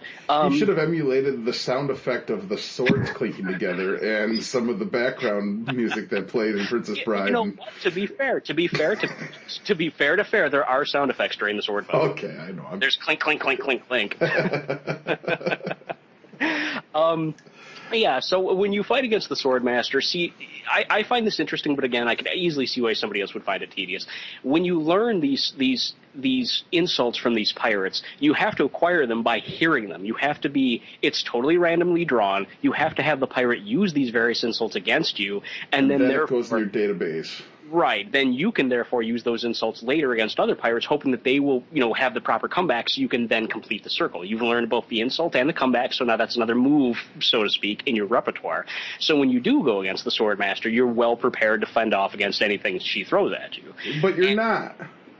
Well, it depends. There is a way. She has banter only she says. But all the and it's kind of subjective as to how well they are. But all the responses that you've gained from the pirate level insults, there is a response in your repertoire to everything she says. Yeah, I suppose. But, yeah, I actually like that. But they don't send you there prepared, because you don't learn all of them before one of the pirates goes, now you're ready to go fight the Swordmaster. You're right. That's true. So then I figure out, well, I don't know that one. I don't have the answer to that one at all. I've tried them all. I must have to go learn more. So after dicking around with that for a while, I fucking go find more fucking pirates and sit through that shit again. Sure enough, there's ones I haven't heard. And, There's both a pro and a con way of looking at that, and I can totally see your side, because you're right. They do start telling you that when you're, I'd say, 75, maybe 65% of through the insult collecting, and they start telling you that you're ready to go fight the Swordmaster. The con of that is exactly what you just described. I'm assuming you went and fought her and failed. Right. I'm thinking, thank God I'm done with this. And then I get over there, and sure enough, then I'm waiting for her to, give me some responses or something, I'm waiting to, it doesn't give me the option to say any of her witty, things to back to her to then acquire her responses. So I'm trying this for a while. And then I figure out, well, I must have to go fucking fight pirates again, I guess. See, now the pro, the positive way of looking at that is it's good that the game at least gives you some kind of timeline. Like, okay, you're sufficient, you're getting good enough now. Like, if the game didn't give you any message whatsoever, you'd probably be doing it for a while before you start to think, well, am I good enough? But so it's cool that the game tells you that you are more or less good enough. But unfortunately, as was my first time experience in this game way back in '93, I went through the same thing you did. They said the first pirate says, wow, you're good enough to beat the Swordmaster. So I thought I was, and I wasn't. Because you'd think. Yeah, well, you would. I mean, the game does tell you. Because you think that those exact words were spoken. So I don't know. It's not like they beat around the bush or alluded to it. They were like, you're good enough now, go. And you're like, all right. Pretty much exactly what they say, yes, yeah. So I can understand the frustration of that, for sure. And again, part of the problem with that is random luck, because sometimes in order to get these insults, literally speaking, you have to lose. You have to have these pirates use these insults against you that you've never heard, so you can collect them. But for them to use these insults, every time they use one that you don't have the comeback to, you take a, so to speak, a blow and step back. Yes, and every time you step back, you do that 3 times, you've lost the fight. So you have to lose. I mean, it's real. I use the term realistic loosely, but as far as gaining, I guess, strength, moving up and gaining prowess, it's realistic that you have to lose before you can start to win. Sure. But I mean, there are times you've probably experienced this, because again, it's luck and randomness, and this does happen a lot, as it did with me during this playthrough. Fast as my playthrough was, this happened. I wound up encountering pirates who either would they would not know any comebacks, and so I would just win handily without gaining anything. Yeah, that got frustrating too. It does. Yeah. You're like, I've heard all of these, and none of I'm just. Right, that can be frustrating. The alternative to that is when I run across a pirate who, this is less bad, but it's still irritating. But again, random. A pirate will use an insult against me, and I'll use an insult against a pirate, and he won't know the answer. I'm sorry, I fucked that all up. A pirate will come after me with an insult that I already knew the answer to, and then that will happen 3 times. He'll keep using stuff that I've already heard, and I've gained nothing new. Or the alternative is I've gone against him, and he won't know anything. He'll just say, like, oh, yeah? Or, you're Right. rubber, I'm glue. Yeah, exactly. Yeah, point being, there are times to where, there's, in fact, plenty of time during the insult sword fighting. You're going through a lot of fights where you literally make no progress. And again, that's the portion of the game where they made my menu sketchy to scroll through. So not only am I doing this over and over and over again, I can't even do it quickly. I'm like... That's weird. I don't I believe you. I don't remember having that. I mean, if it did, I swear to God, I thought maybe my controller broke and it was just being non-responsive. I literally had to keep pushing down over and over and over again, and it would shift down once or here and there. And then I made a point after when I wasn't sword fighting to zip through a menu at a different portion when I was talking to somebody, and it clicked through it very quickly. I was like, okay. Sadly enough, that's one of the things that, again, I can't place all the blame on the Sega CD. It was whoever optimized the game, this game specifically. But the Sega CD, it was never a very good system. It was kind of sluggish in a lot of ways, and I guess this was one of them. I mean, a game like that should not slow down. There's not a lot going on the screen. No, not at all. Not at all.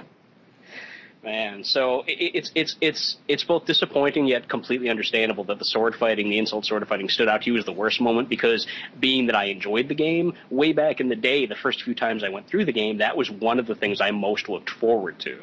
Because to me it wasn't tedious, though I could see how it could be miserable to anybody who wasn't digging it. Yeah, it was. Like I said, if you asked me when the game turned for me, I have to think that's where. I already wasn't sure about it, and I was like, "Yeah, this isn't good." I can picture that. I really can. I can understand how tough that would be for somebody who's not feeling it. Man. And plus, I mean, at this point, I have no clue how much game I have left, and I'm like, oh, I hope this goes fast. I hope I'm partway through the game. Nope, I wasn't.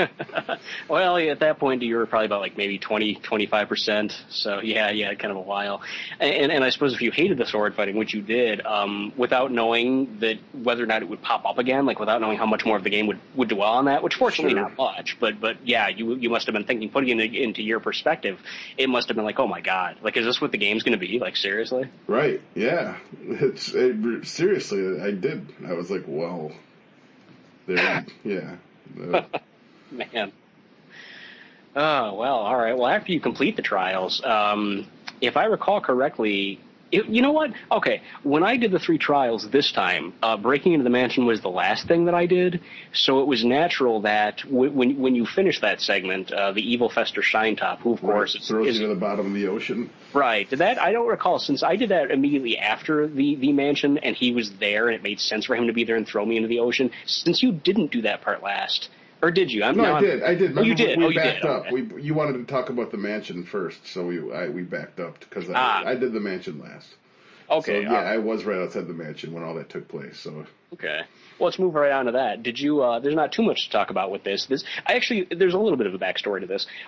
Maniac Mansion and Monkey Island were basically specific attempts by Ron Gilbert and his crew. I don't want to undermine the other guys who worked on this, Dave Grossman and Tim Schafer, but this was Ron Gilbert's kind of baby. This was his dream. It should be pointed out that this game was based in part by his. Or actually, you know what? I'll take a step back because it all makes sense.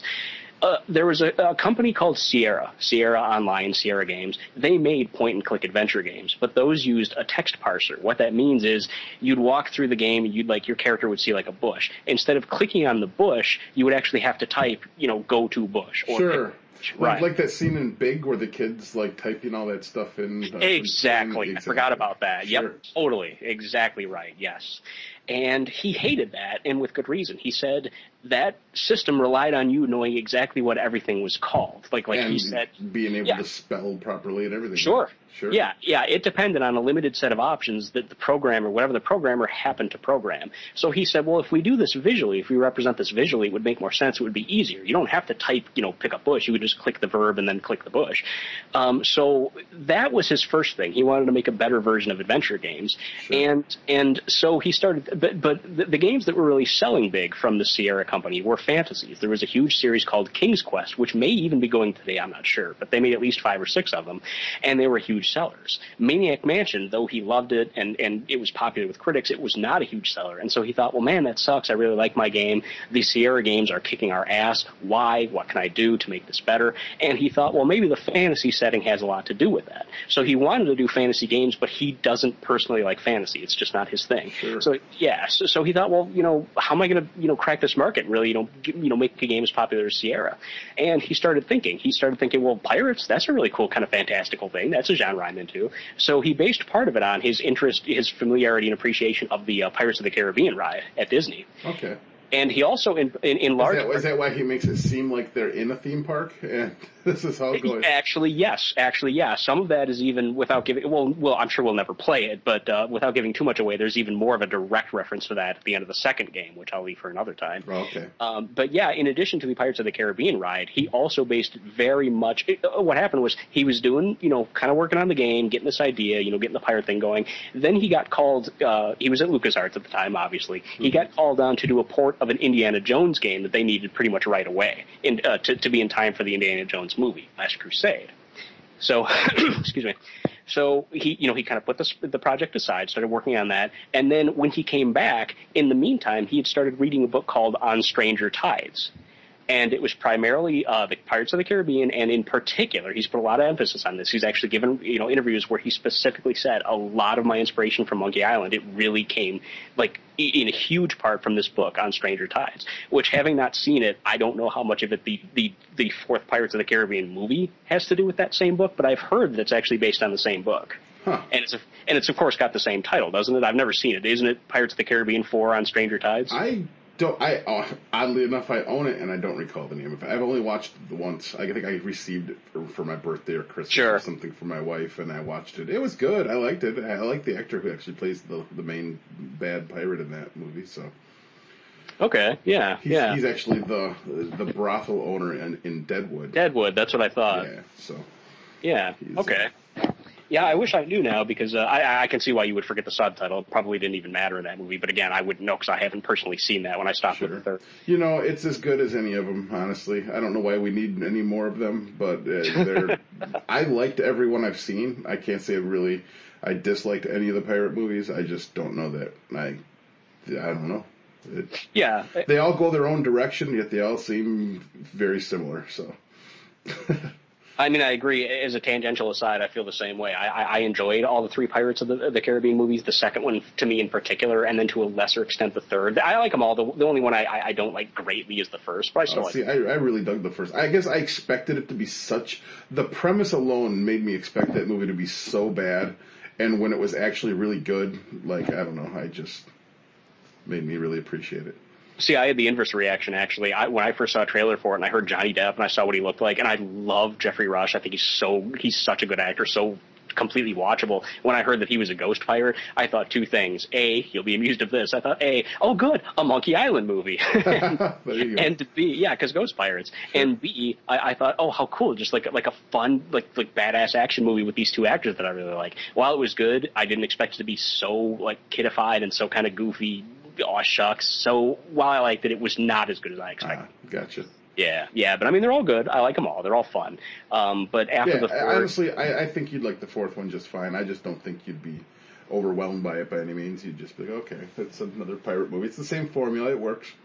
That's actually what I was going to say. After the third movie, I thought the story concluded, completely, nothing more needed to be said. I got the impression from the third movie that they kind of put an ending on it. So when they made a 4th one, it's like, okay, I'm sure it's going to be entertaining, but, I felt no rush to, I mean, it's done. There didn't need to be a 4th one, but whatever. Exactly. Yeah. But anyway, not to diverge too much from that, but that was the inspiration for Monkey Island. So now the challenge is trying to go back to what I was talking about before I went on this backstory tangent. What was I discussing here? Help me out. You were talking about the trials. The trials and then... sword fighting. Oh my God, this is going to bug me because I think I was probably making a really good point before I forgot all about this, but... you were talking about, you asked, we were outside of the mansion where I got thrown into the water. Yes. Exactly. I actually do remember specifically where I was going. The whole point of all that backstory was when they put the character in the water. See, the thing is, when Ron Gilbert was trying to be better than these Amiga games, one of the things that always bugged him, in addition to the text parser thing that he didn't like the fact that in Amiga games, even though they encouraged exploration and testing and, having fun and adventuring, trying things out, they constantly thwarted you by killing you. Like, you never knew when you were going to die, because if you, picked up, it was kind of like Mega Man, our experience with Mega Man. Like, you never know until you take the jump and, oh shit, I'm dead. Okay, well, I won't do that again. He didn't like that. He didn't like the idea that the game punished you for basically doing what you're supposed to do, which is to explore and go through it. Right. So when he made Maniac Mansion, and much more specifically, he really honed this with Monkey Island. There's at least 3 or 4 ways to die in Maniac Mansion. In Monkey Island, there's only one, and someone can correct me if I'm wrong, but I've only ever been aware of one way you can die, which is to leave yourself in the water. Did you try that by any chance? You probably didn't, because you were. No, I didn't want to hang out anywhere in that game pretty longer than I needed to. Oh, it's so hilarious for all the wrong reasons. That's terrible. If you remember correctly at the beginning when he's talking to the important pirates, they're like, well, would you have any special abilities? And he says, I can hold my breath for 10 minutes. Maybe you can agree with this, I don't know, but I think it's a credit to the designers that they made that true. If you stand under the water for 10 minutes, you literally... I take nothing away from the gags they set up. Sure. I just think by the time they paid off, I was too irritated to care. It's the truth. I mean, they didn't pay off good enough to make anything what I just did worth it. It was like Well, then you might at least, since you never tried this, you might enjoy hearing it, since it's the best way to let you know about it without having to sit and experience it firsthand. When you're in the water there, you're pushed in there with a weight, the idles height your shoe, and you can't, get out of the water, you're weighted down. You're surrounded by sharp objects that you can't reach. That's part of the gag. You're in the water tied down to a rope, and you're surrounded by rusty scissors and all kinds of shit that you can't reach. And it's eventually you need to figure out that, I'll just pick up this thing, tie to my feet, and just walk out of the water. It's just like the simplest gag in the world. Which quite funny is the very first thing I tried. Oh, see, really? Then, you beat the game. For most people, including myself, it's like, it can't be that easy, can it? And, you tried after, you try 5 other things first, and it's like, oh my God, that's all you have to do. Yeah. I picked it right up. I hovered over it. I picked it up, and I was like, okay, on my way. That didn't slow me down in the least bit, actually. That's good. That's good. Yeah, exactly. For you, that's great. If you linger, again, you're tied, you've got these sharp implements you can't reach, you're thinking, ideally they want you to think, well, how do I get out of here? How do I cut this rope? After a minute or two, you see the upper dock above your character, above Guybrush. You see the very bottom of the dock above, and you see 2 sets of legs come together to meet in the middle. There's 2 guys up on top of the deck, and you see the text that says something like, hey, Bob, I just committed a felony. And the other guy's like, really? Did you do it with that big knife you've got? And he's like, yeah, what should I do with it? And he says, well, throw it in the river. And they have a little debate about, no, yeah, I should throw it in the river. I don't want to get caught with this knife. But then eventually he's like, nah, I think I'll keep it. And they're like, okay, see you later. So they tease you. They have a whole thing about, you're thinking to yourself, again, ideally, if you don't get right away, if you don't get that you're supposed to just pick up the idol, you're thinking, oh, this was the trick. I'm supposed to wait for them to throw down a weapon that I can reach. But that doesn't happen. I'm glad that didn't happen, because I would have just been pissed off. I'd have been like, fucking really? Now they're going to taunt me that I'm stuck down here? So I would have, thank God I didn't sit through that. Again, charming to a point, but fucking, It actually goes on a little bit further. Again, Guybrush said that he can hold his breath for 10 minutes. If you test this, I find this hilarious. It's actually good you didn't try, because on the Sega CD, for some reason, I think they took this out. I didn't try it again this time, but I remember it. On the older versions of the game, if you sit there for the 10 minutes, you start going blue and purple, and Guybrush even says, I don't think I can hold my breath too much longer. I better get out of here. If you continue to wait, he'll eventually turn green and clearly die, and he'll start to kind of bob in the water. The rope will start, the rope will get tense, and he'll float up, and from that point on, your character's clearly dead. But the verb window in the lower left, instead of pick up, talk to, use, it changes to stuff like bloat, rot, float, stare. See, that's funny. Sure. But again, that's actually kind of a microcosm, exactly what you're talking about. You have to wait 10 minutes to get that gag. So right, and then what happens? Can you pick up where you left off? Hopefully, if you wrote down the code. Yeah, presumably at that point, yeah. Or do you have to go through the whole mansion again, because the code they gave you was for the beginning of that nonsense and not the end of that nonsense? Couldn't actually tell you. I want to make a guess at that. I'm going to go ahead and just assume that it would make me go through all that shit again. Quite possibly, it could be. But anyway, so once you're out of the water, you see that LeChuck has gotten away with the governor, and now you have to figure out how to go right Oh, after. I wanted to go back a part we skipped. A Sure, part sure, that sure. I did chuckle at that I found very funny is when you give that troll the fish, and then he like lifts his mask off and just eats the fish all rapidly. I thought that was very amusing. But at that point, I wasn't sick of the game yet, so. You weren't so filled with cynical hatred and impatience. Right, I was optimistic, and that helped me go, okay, maybe this is going somewhere. No. Yeah, and it's a red herring, no less. He says something like, if you don't give him the right item right away, he says something like, "I want something that distracts me from the really important things," and that's kind of a lot of people wouldn't get that. A lot of people probably get that puzzle by just like throwing everything at them that they can. Sure. But yeah, I thought that was pretty slick. And again, I don't remember if this is rumor or fact, and I hate not knowing for sure, but the rumor at least, again, could have been confirmed, I don't know. But if you noticed, the troll, when he lifts the mask, he's bearded, and did you notice the odd way that he just kind of like the club that he has kind of like floats into his hand when he goes to pick it up? Did you catch that? No. Okay, he's got a club or whatever when you first meet him, and he drops it to eat the fish, and it kind of rolls a couple feet away. When he's done eating the fish, he kind of looks over and kind of reaches for the club, but it's sort of like cheesily bad animation pops into his hand instead of like him actually picking it up. Like the contact is kind of weird. Okay. A lot of people have said, again, this could actually be fact, that that's actually George Lucas. Because, again, he's bearded, and he actually uses the Force to pick up the club. And this is a Lucasarts game, yeah.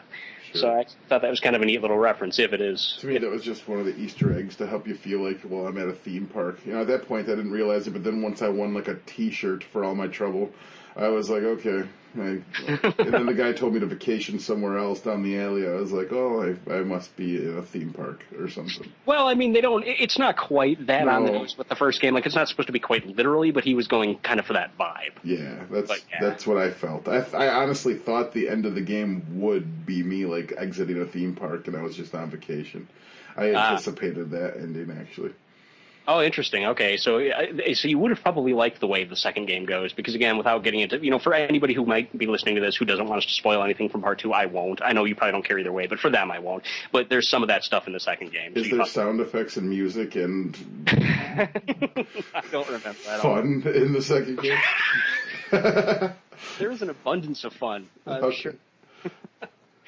All right, so we've got LeChuck driving away with Elaine, and now you've got to figure out how to get a ship. What did you think of I bring this up specifically because as a kid, like, I hated this puzzle, and it's funny that Ron Gilbert himself has specified this is his favorite puzzle, the switching the mugs to contain the grog. What did you think of that? Oh, that was irritating.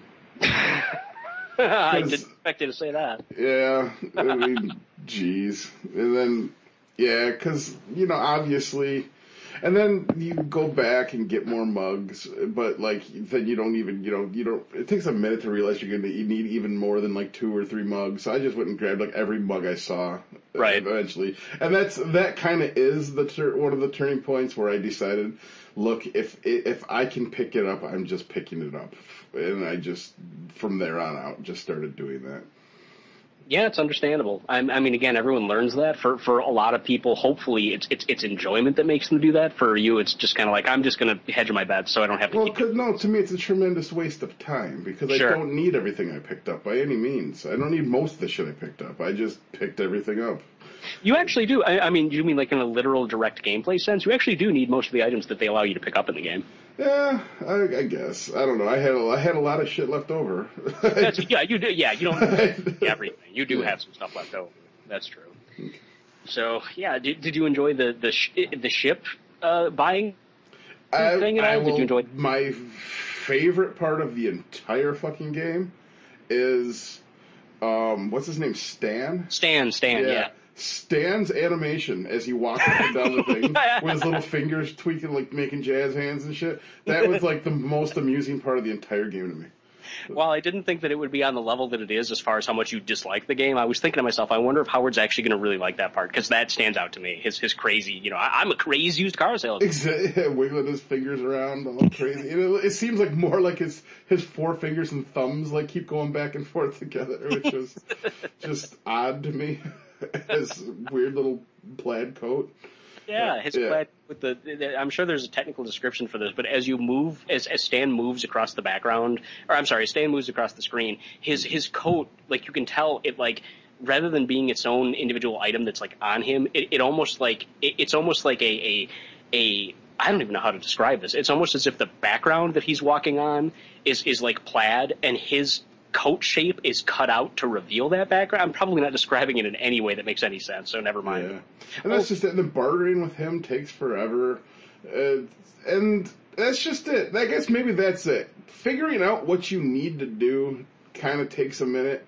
And then once you figure out what you need to do, can't we just, okay, they get it.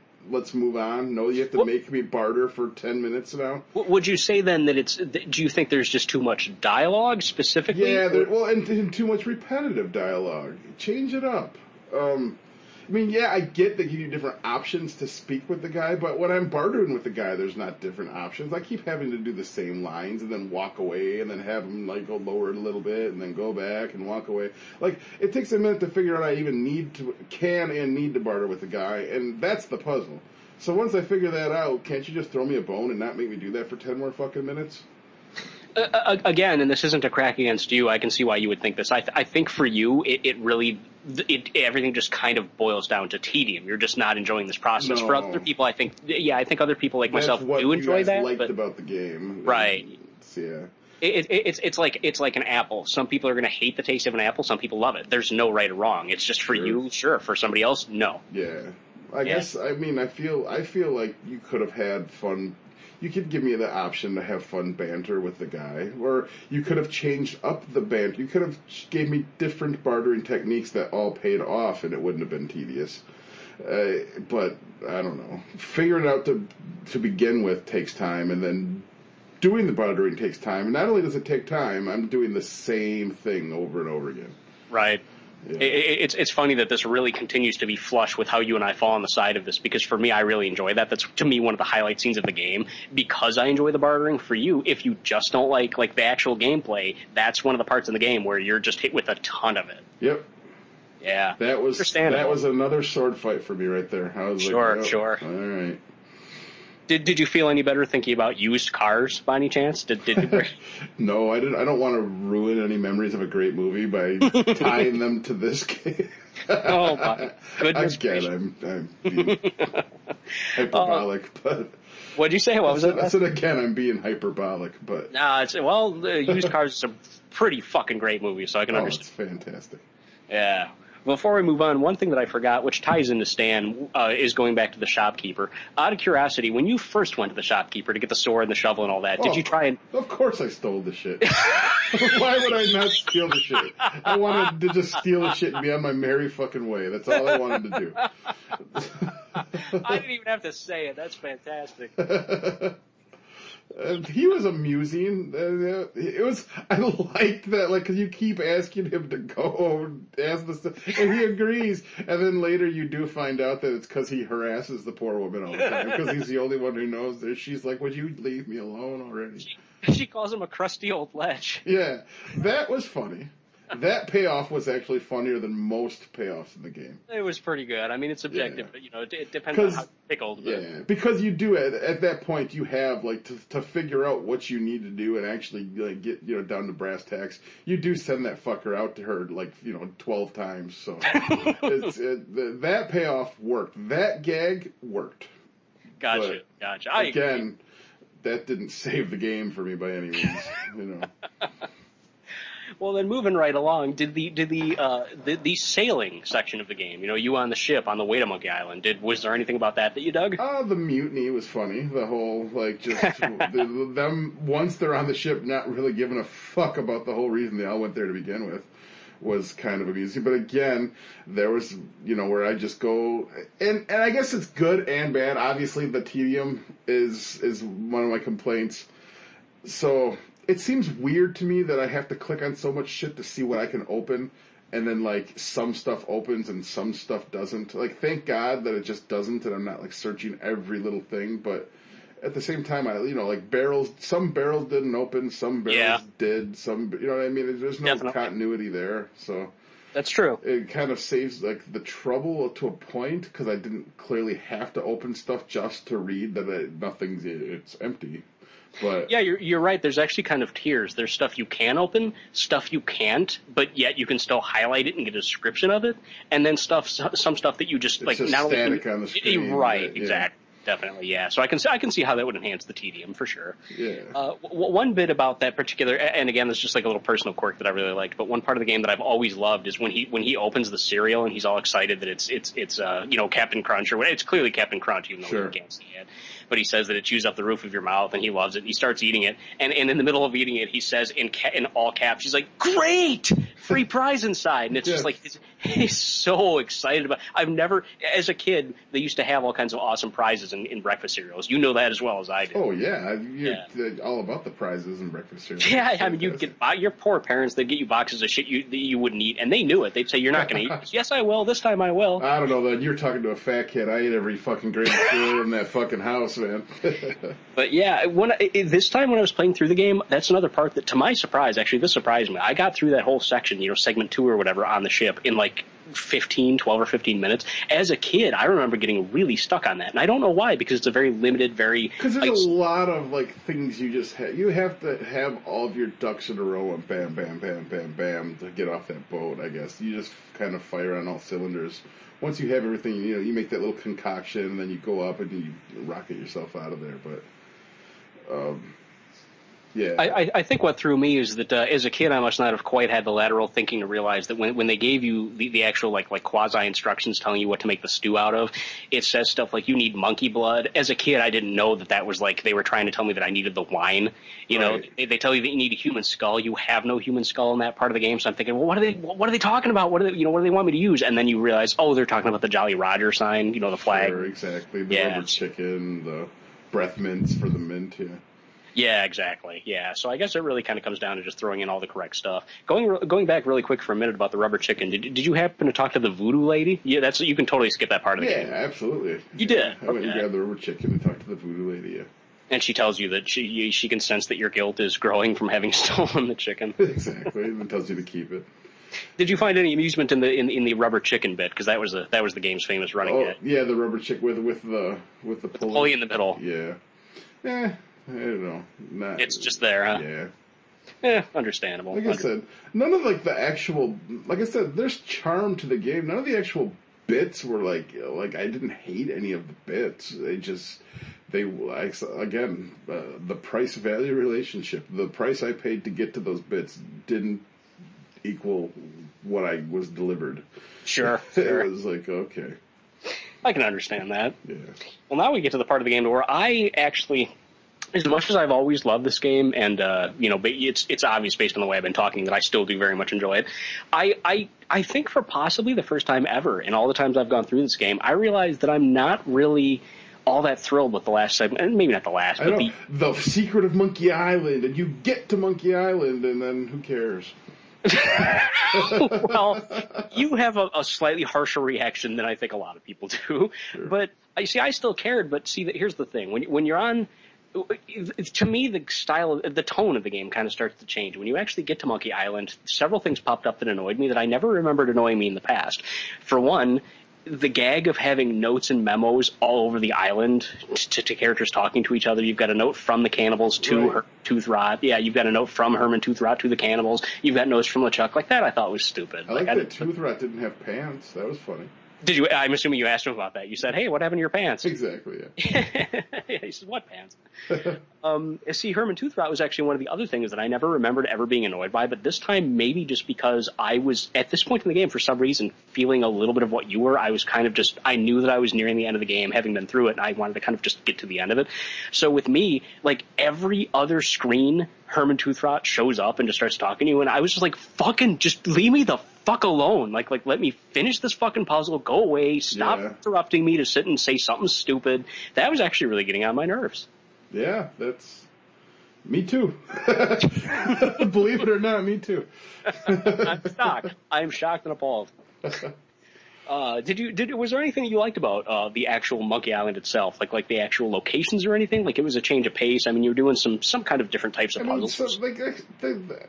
like I said, I didn't see why this needed to be a Sega CD game as for, say, a Sega Genesis game. Graphic-wise, it wasn't that superior. However, I mean, that doesn't take away that it's aesthetically pleasing for its time. There's neat things happening. It's cool atmosphere, but that's the best compliment I could really pay the game, is when there's music, it's really neat and it looks kind of cool. But for the most part, I feel like I'm looking at a photo of the game while I'm playing it. It's just silent and then nothing's happening, and I'm like slowly meandering around. I don't know. Well, the good thing at the very least, I mean, and to you it is, I guess, the very least, but at least the illustrations, static though they are, they're pretty nicely drawn. There's like Sure, a nice kind of cartoon flair. For its time, that's fine. Sure. So again, I would my logic as a kid would have been like a Sega CD game would have had better things going for it than, say, a Genesis game, but it didn't seem to. yeah, it's kind of sad that I've never actually played the earlier cuts, the earlier, console or I guess or computer version of Monkey Island, because I've never known how different or similar it is. I never knew if they had any other better music. I don't think they did. I think the Sega CD version was equivalent to the best version they had at that time. So you're really kind of playing the crop of the crop before it gets to the HD remake that only came out about 4 or 5 years ago. Wow. Okay. Yeah, for better or worse. All right, so you're at the island. I'm trying to think. Another thing I didn't like. A lot of rowing on that. A lot. That's what I was going to say. A lot of, to me, see the actual Monkey Island aspect of the game was a lot of, I think, what you were going through throughout the vast majority of the game, which was, for me, getting to Monkey Island itself is where I was getting a little bit hazy about how much of the puzzles I remembered. So for me, it was a lot of running back and forth. So Sure. So for me, I beat the Monkey Island segment in about an hour and 20 minutes, whatever. In that hour and 20 minutes, if I was thinking, I'm really kind of getting sick of this back and forth tediousness, I want to figure out what I'm supposed to do and get on with it, I can only imagine what dude. Yeah.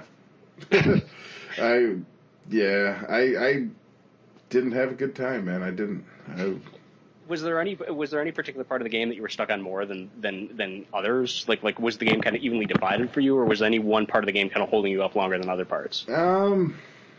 I can't say. Honestly, once I got to the island, you'd like to think that it got tougher there for me, but obviously you breezed through the beginning of the game because you knew all the puzzles, and then you kind of forgot a couple, so this might have slowed you down a bit. Right. Whereas I didn't know any of the puzzles, so it all just kind of played at the same pace for me.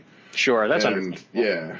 And by the time I got to if anything, by the time I got to the island, I was kind of used to just grabbing everything and, just to see what would stick. So honestly, it might have even sped up for me at that point. Because at that point you were kind of clocked out. You were just like, I'm just kind of on autopilot. Let's just exactly. Sure, I can understand that. I mean, again, if you're not with it, you're certainly not going to be with it by the end. No. So the end, the end, the last segment of the game really does kind of just boil down to just grabbing the right items, dealing with Herman and the cannibals, and that's really about it. After you kind of do the stuff back and forth between them, then you go under. The neat cutscene with the crazy head was spooky looking. Oh yeah, the illustrated close up of the ghost head or whatever. Yeah. And some of the banter between you and the head is a little amusing, but again, by this point, I'm so just done with the game that it's very little, Too little, too late. Exactly. What did you choose as far as trying to get the necklace from him? Were you super nice, or were you just like, I'll punt you into the lava? Of course, at that point, I violently wanted to do I begged like a bitch. I was like, pretty please with sugar on top. And he was like, oh, fine, you big baby, just take the necklace. So you go down there, you get under you get under the head of Monkey Island until it Chuck's underground hellish lair.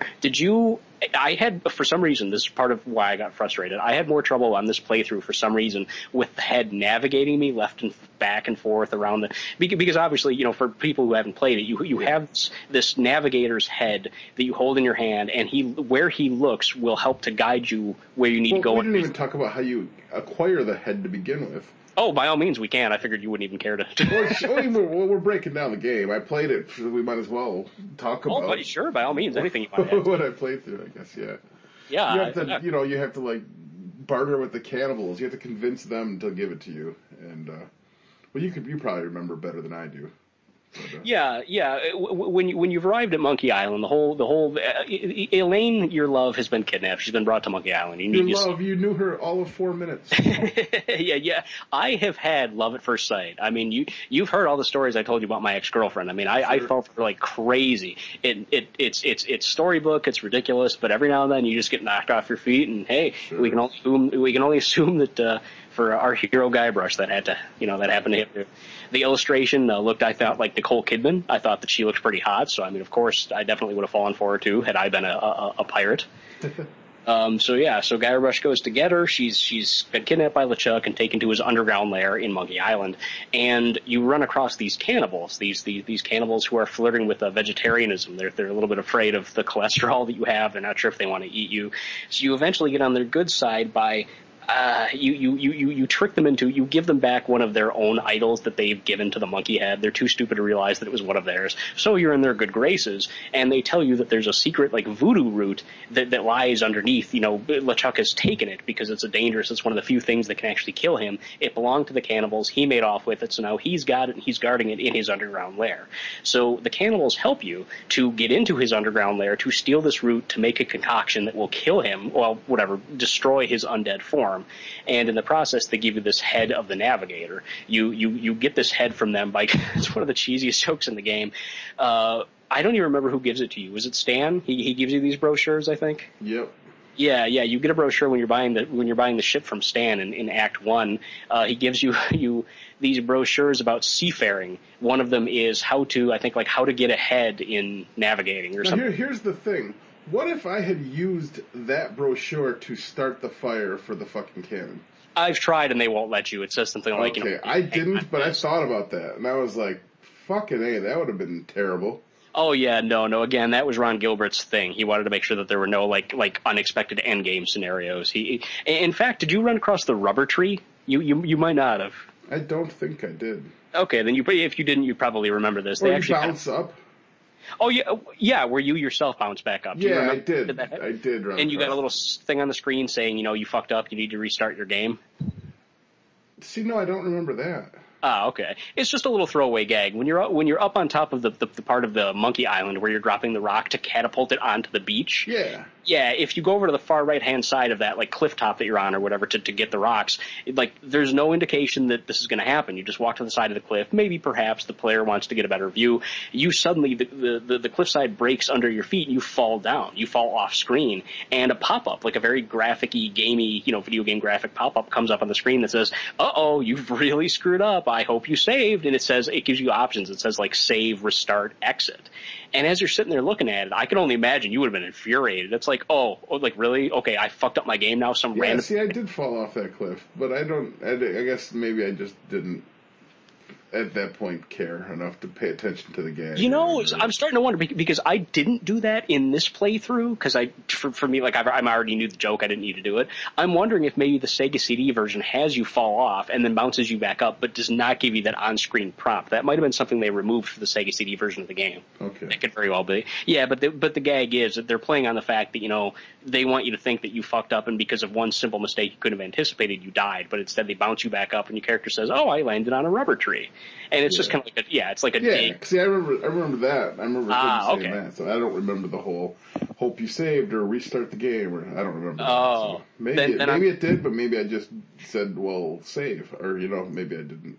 I'm guessing that they probably just took it out for the Sega CD version. I'm wishing now that I would have tried it during my playthrough, but I remember that from the old days. So I mean, it's possible that it's just not on the Sega CD.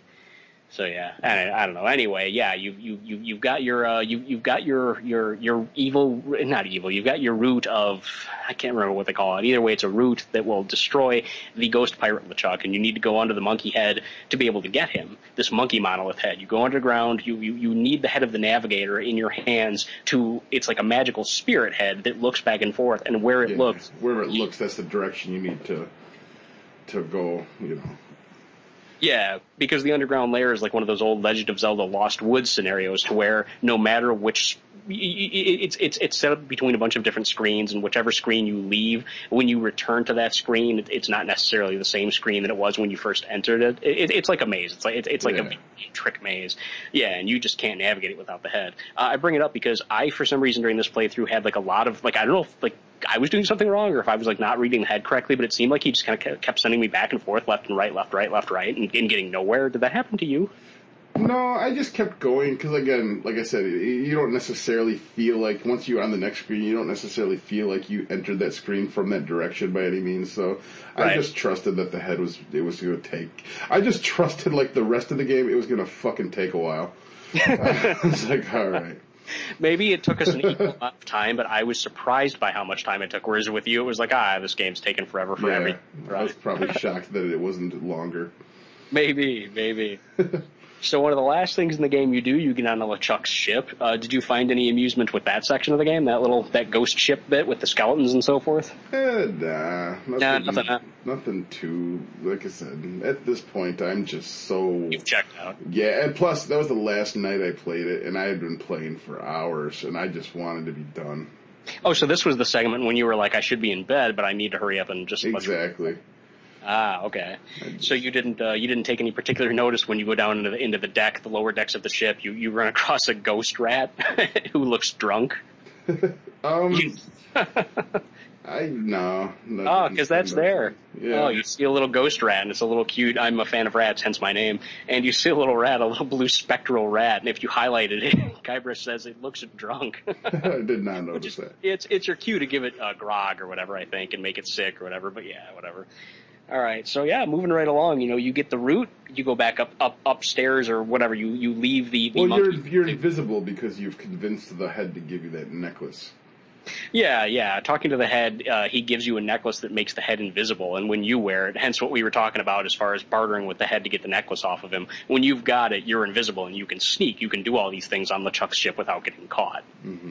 Yeah, so once you do that, you get the route. You probably appreciated this. When you go to leave the ghost ship, instead of having to re-navigate the cave, it just narrates. It says Guybrush walks back to the cannibals. Yeah, I was like, they should have done that more often.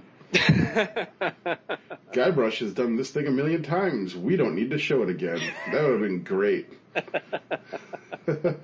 And again, I was kind of feeling a little bit of that. For me, it was kind of the first time throughout the experience. For you, it was like 117th time. For me, near the end, it was like I was getting so sick of like forgetting. I had in particular the puzzle to where, not even really a puzzle, but I go to get the gunpowder and the cannonball out of the cannon in one particular part of Monkey Island.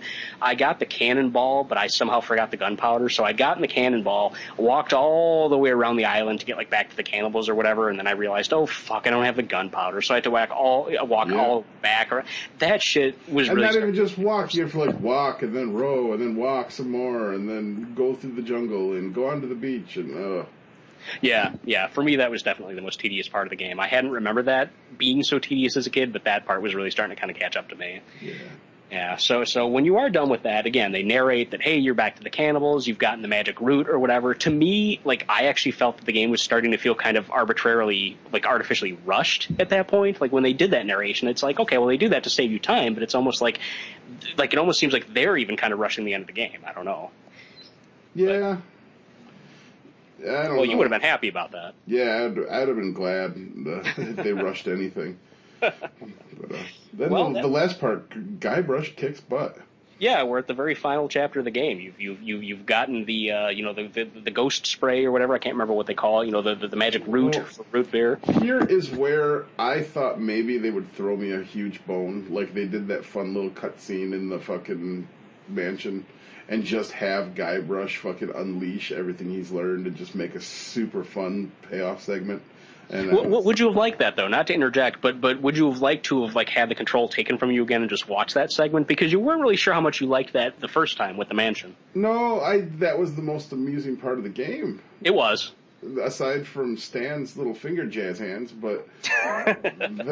so, yeah, I guess. I guess at this point I would have enjoyed that more than I enjoyed getting thrown up lots of times, really high. And see, I didn't anticipate that either. That's true. See, again, since I knew what I was supposed to do, I hadn't even really thought about how tricky that is when you're first being punched left. Did you at least get some enjoyment when LeChuck is beating you up? Like when he's, I mean, the first couple times at least, the first No, time. because it goes so slow. It's, it just, it's So even the it's very nothing. first... It's the same thing again. Again, it's just repetitiveness. Well, what's going on in the game is, again, for those who haven't played, however few of you there may be, we're at the point where when you go to get LeChuck with this, ghost spray, this root beer that will destroy the ghosts and get you, Elaine, win her back.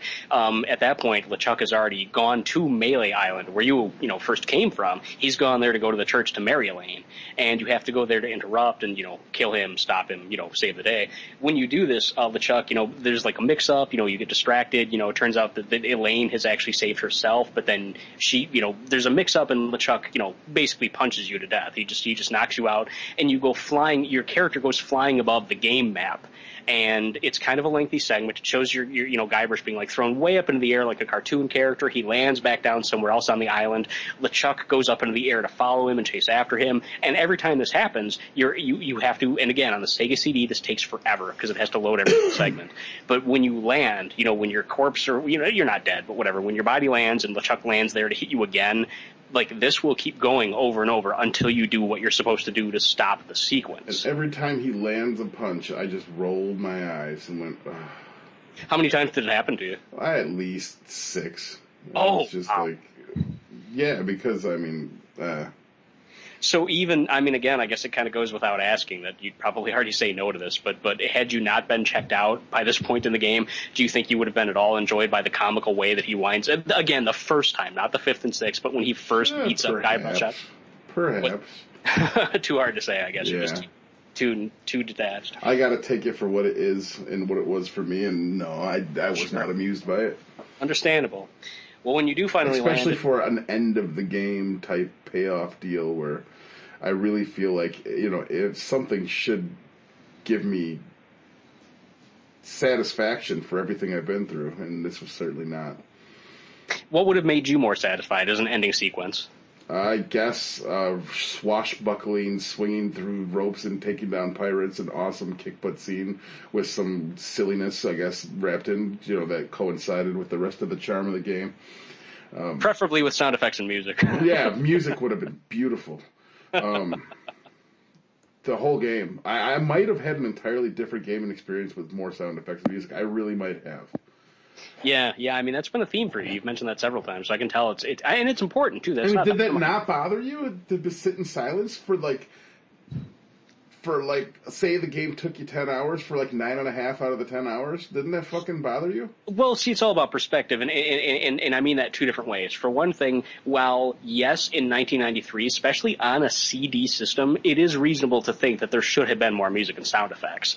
And yes, I can also see how somebody who's going through this experience for the first time, as you did in this year of 2015, I can see how that totally was like, is there something wrong with my game? Is there something wrong with it? Considering I've played Atari 2600 games, they all have plenty of music and sound effects.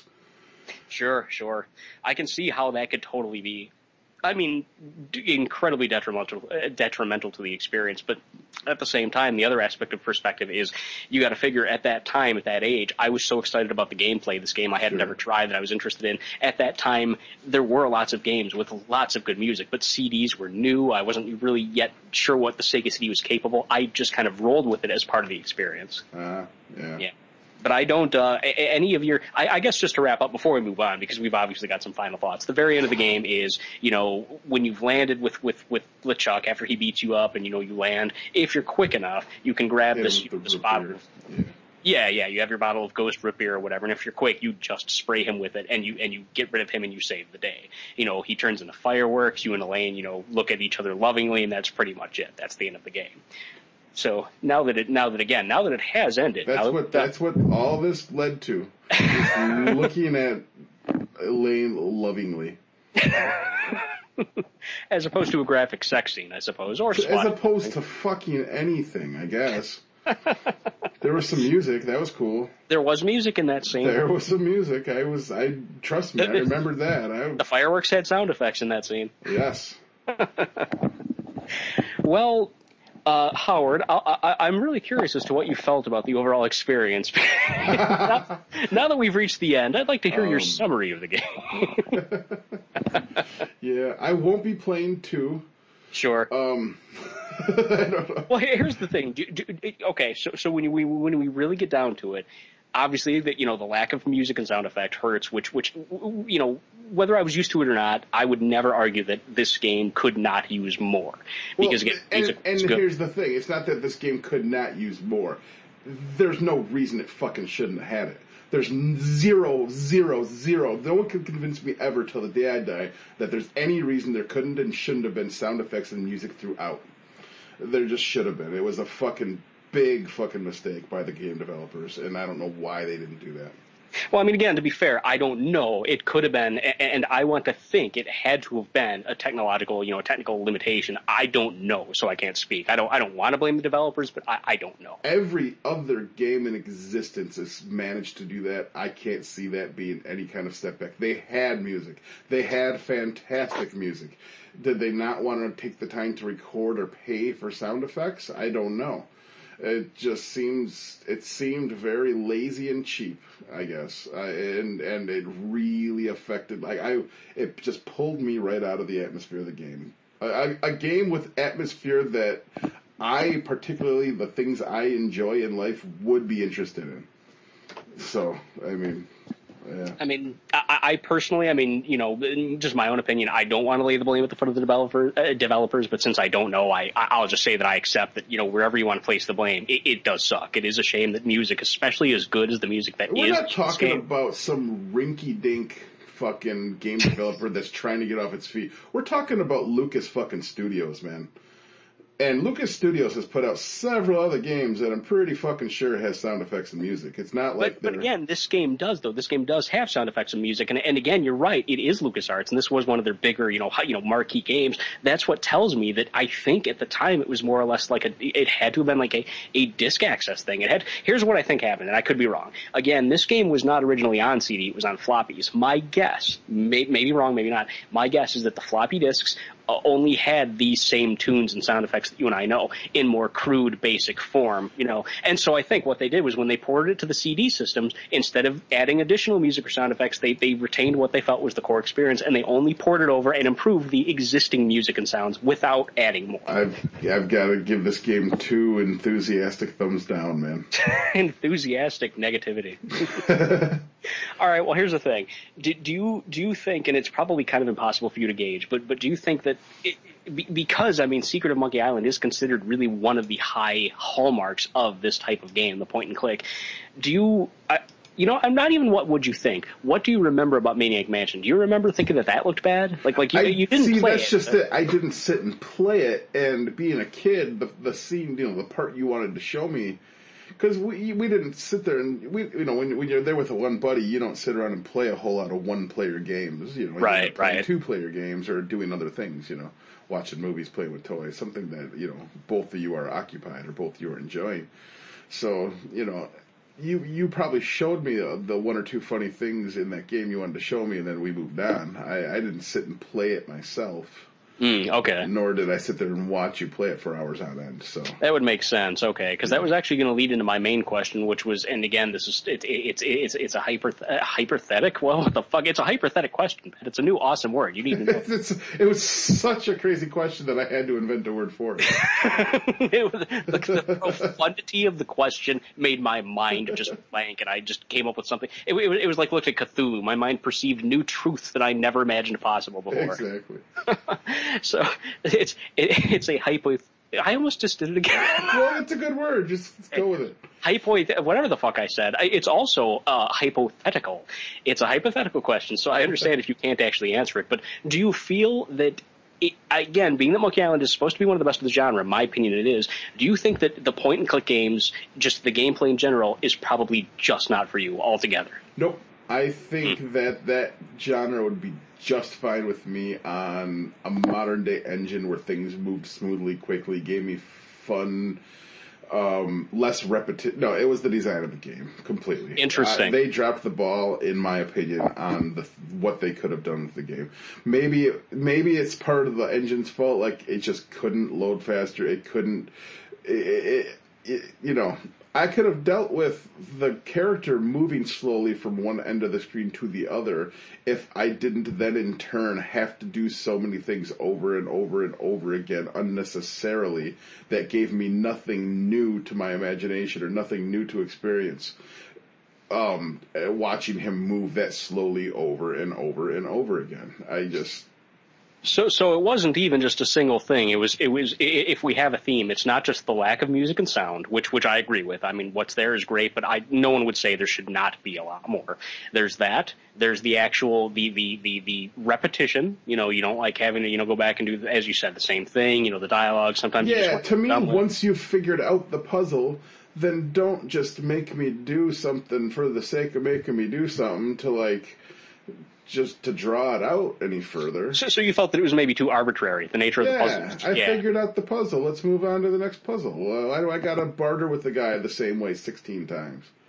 But you felt that you probably wouldn't have necessarily disliked it so much had the actual aesthetic, the actual control, the smoothness, the speed. It's confounding that they had the ability and took the time to do that cutscene that I found amusing earlier in the game, yet they couldn't have just made a cutscene of me bartering after I figured out the puzzle. I had to sit there and press shit and walk away, and then this, you know what I mean? I guess. I do.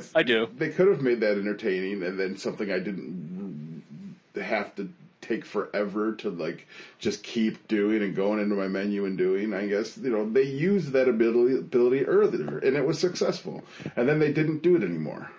I don't know. See, what's interesting to me is that because for the most part, I mean, there's exceptions, but for the most part, since I did like the gameplay and everything else, I liked having all that extra dialogue. To me, that's more game. The more puzzles, the better. But it wasn't extra dialogue. I was saying the same phrases over and over again while bartering. Oh, in the Stan instance in particular, yes. That's true. Repeated. I didn't. Yeah. Yeah, I'm just mean in general. Sure. For me, because I was enjoying the game. To me, even though a lot of the puzzles did feel arbitrary, if you're enjoying the game, you want more of them, because it's just, there's that much, the game's that much longer. So I wonder, while I, fully accept that you're saying that, you don't like this game in particular, I wonder if you wouldn't feel completely the opposite if you just happen to be enjoying whatever it is about the game that you didn't enjoy. I wonder if it isn't only just the game, but also I don't want to say your lack of skill with it, but because you're new to it, because this was your first experience, I'm wondering if it wasn't just a harsher experience it could have been, if that makes any sense. I don't think so. Interesting. I don't. Obviously, it's a highly rated game, and people like it, and people enjoy it, and there were sequels, and it has a fan base. I think it completely missed the mark, and it was due to do they tighten it up for Monkey Island 2? Is the gameplay better? Is there music? Is there sound effects? Is it quicker? Is there less repetition? Is there... I don't know. To be honest, as much as I'd like to answer your question, I don't remember enough specifically about the second one. I can't really speak for it. Okay. Yeah, that's a tough one. Because I could forgive a lot of this if they tighten it up from the second one and just call it that was a jumping off point. But if this is just what it is, then no, it's not for me. See, that's what interests me, is because some stuff about the game that you don't like could have potentially been changed. Had they had more music and sound right off the bat, it would have been a better game to you. It would have made what I went through a lot easier to sit through. Yes. Right. And that also goes for had they sped up the character a little bit more, had the walking animation and stuff been a little bit faster. Here's a point I have. I would have. I'm sorry to cut you off. I would have been more inclined to listen to more of my banter options if I wasn't forced to use so many of them over and over and over again as to hear, like I said, to go back to the bartering thing as a reference. I had to use that same bartering bit over and over and over again to get through it. If I didn't have to do shit like that, if I could have used 4 or 5 different barterings, back and forth that were each equally amusing and then been through it, it would have been far more enjoyable to me. While I don't blame you Or if for, I could have done the bartering bit once and then I was done with it, and then I could have had other options to choose to, like, oh, I could still talk to Stan for a little while and get a few chuckles here and there, but I wasn't compelled to do so. I understand why you'd focus on the stand aspect, the ship, the ship buying and the bartering. But again, though, that's only one of many parts of the game, and that's the only part of the game where the actual dialogue repetition is really that the sword fighting is worse. Well, yeah, that's true. And that was a huge part of the game, and yeah, it's. Do you feel that maybe, and I don't mean to put words in your mouth, but to help you kind of like try to isolate exactly like what I'm wondering is, I'm certainly not trying to change your mind on the game. I'm interested, Sure. As to why you feel the way you do, because I did have such a different experience. I don't blame you for having the feelings that you do. But I'm wondering, because I'm trying to figure out whether or not you would like one of these other games. If the Again, not to put words in your mouth, but would it be safe to say that maybe the game as a whole, in your opinion, was bad at allowing you to feel like you were making any progress? No. See, I felt like I was making progress. I just wanted it to end. But then what would have made you... it wasn't fun. It just boils down to it wasn't fun. It was not a fun game playing experience. If we're going to talk about the gameplay itself, it was just not fun. So there are just too many individual disparate elements that combine to have made the experience just not good. You would try another game from this genre, but this particular example, there was just too much individual stuff going against it. I would try another game from this genre, but I would say maybe an hour or two into it, if I was feeling the same way, I wouldn't finish it. Sure. I would enjoy the other 12 hours of my life doing something else. Sure. It's not everything is everybody's cup of tea, and this is definitely not for me. And you're perfectly welcome to fit.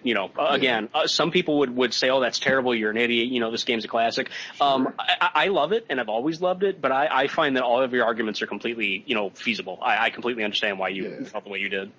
Yeah, and I guess, I mean, it was challenging to a point, but I don't feel like these puzzles exercised my brain. I just feel like I just had to keep trying different combinations of things until it actually worked. I don't know. This is going to sound like a repetitive question, and it's try not to to go to the immediate most logical standbys of music and et cetera. What do you think, hypothetically speaking, would have made the puzzles feel more intelligent and satisfying? Like can you give me an example of one that was better than the other, and if so, why was it better? Let me see. A puzzle that was did you have a favorite puzzle? If so, I'd be curious as to why that one particularly stood out to you. No. I have a hard time referring to any of these things as puzzles, I guess. I don't feel, I guess I didn't feel puzzled. I didn't feel like it was like, I didn't feel like I solved anything. I just felt like I just kept throwing shit at a wall to see what would stick. I was just going to try to suggest that exact phrase you just used. Gotcha. Yeah, I didn't feel puzzled. I never had an aha moment except for, oh, fuck, I forgot I have to go back because I know I saw that somewhere, fuck. You know what I mean? It was. I do. Yeah. I do. I'm wondering though. I do a brain teaser in the newspaper or a wuzzle or something like that, and I go, that's the answer. I did not feel like that once doing any of these little. I felt like I was told to jump through hoops, I guess. That's what makes me. I mean, again, as much as I understand your argument, that's what makes me wonder why you wouldn't think that all point-and-click games would be like that. I guess maybe that's because I've played a few and I know that they're all. I guess because I feel like I said, when I first gave my little synopsis of my experience with the game, because I do feel like this is where games like Skyrim began. I do feel like this is where open world exploring games roots lie.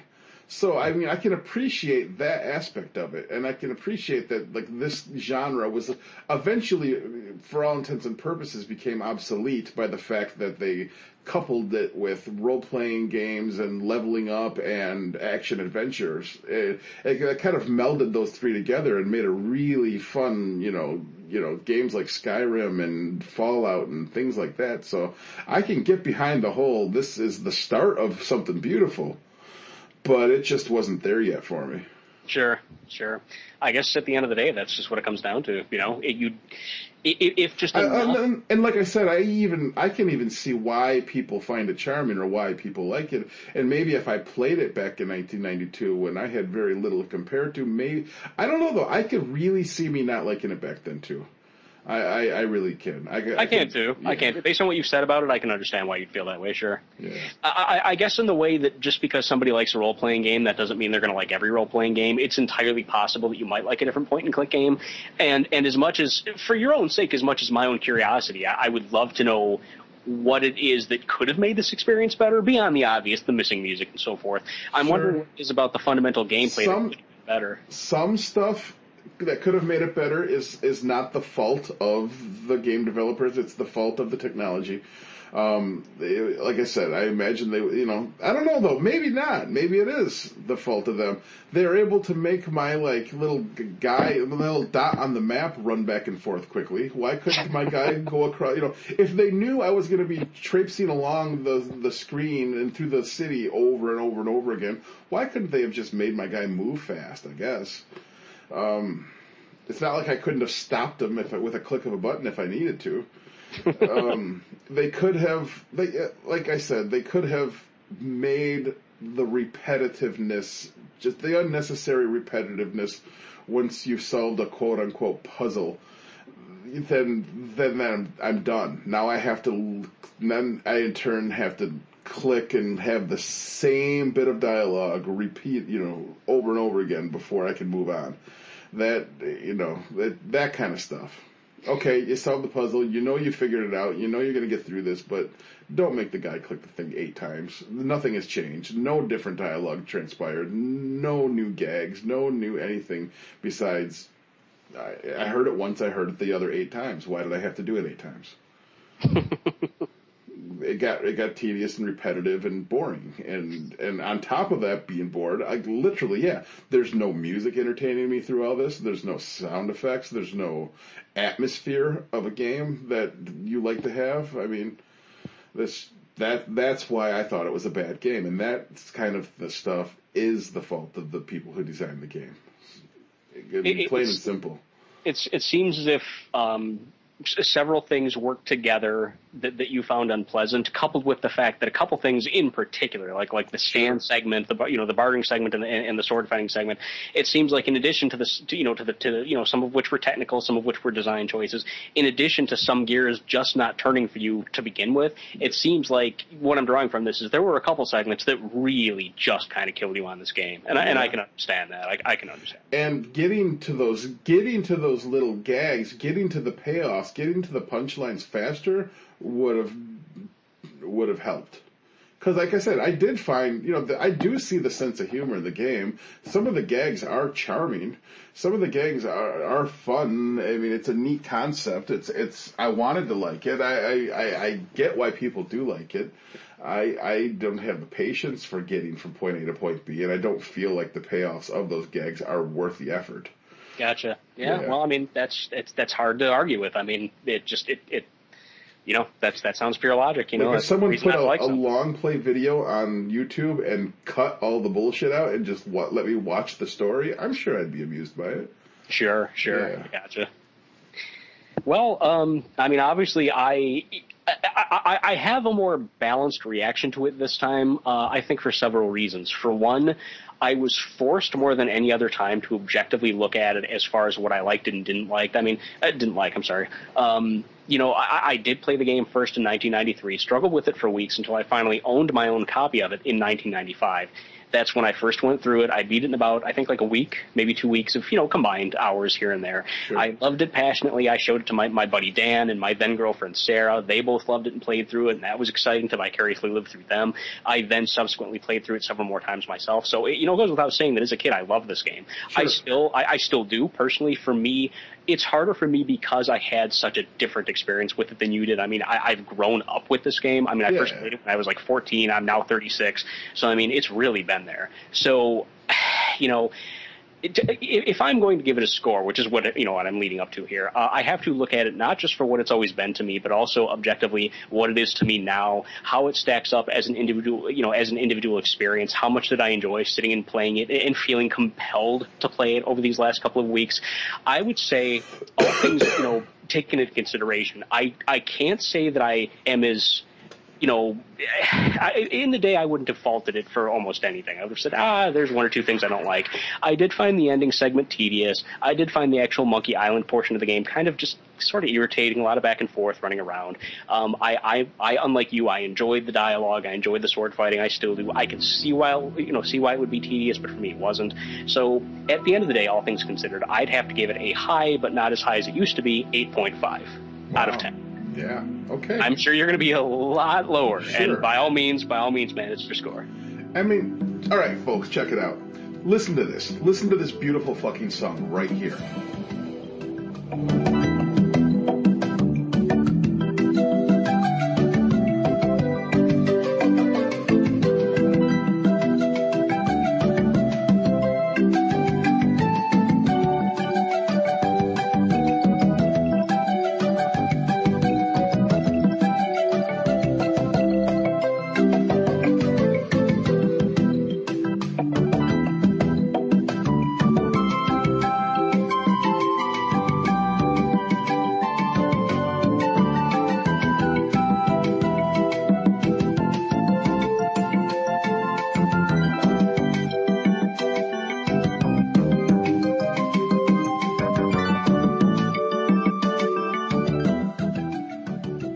That could have been throughout the whole fucking game. Right. But no, they deprived us. They deprived us of it. They chose not to do that. There's no other fucking valid reason but a choice.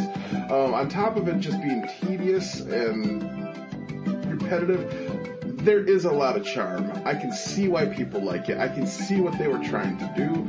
I can commend them for what they did accomplish. I mean, it is a neat game in concept. I just think it's executed extremely poorly. And I honestly would have to give it a 4 out of 10. Understand. The things I like about it, I mean, and that's honestly, if it wasn't as, I guess, charming is the word I keep coming to. It is a charming game. It really wants to be an awesome game. It's just not quite there. They do a lot of things right in concept. I will give it that. But as far as a fun gaming experience, it is very far from that for me. So. Fair enough. Interesting. All right. Well, you want to see if next episode's game is any better? Let's do it. You want me to pull the lever? Yeah, you give it a try this time. All right, I'll give this thing a tug.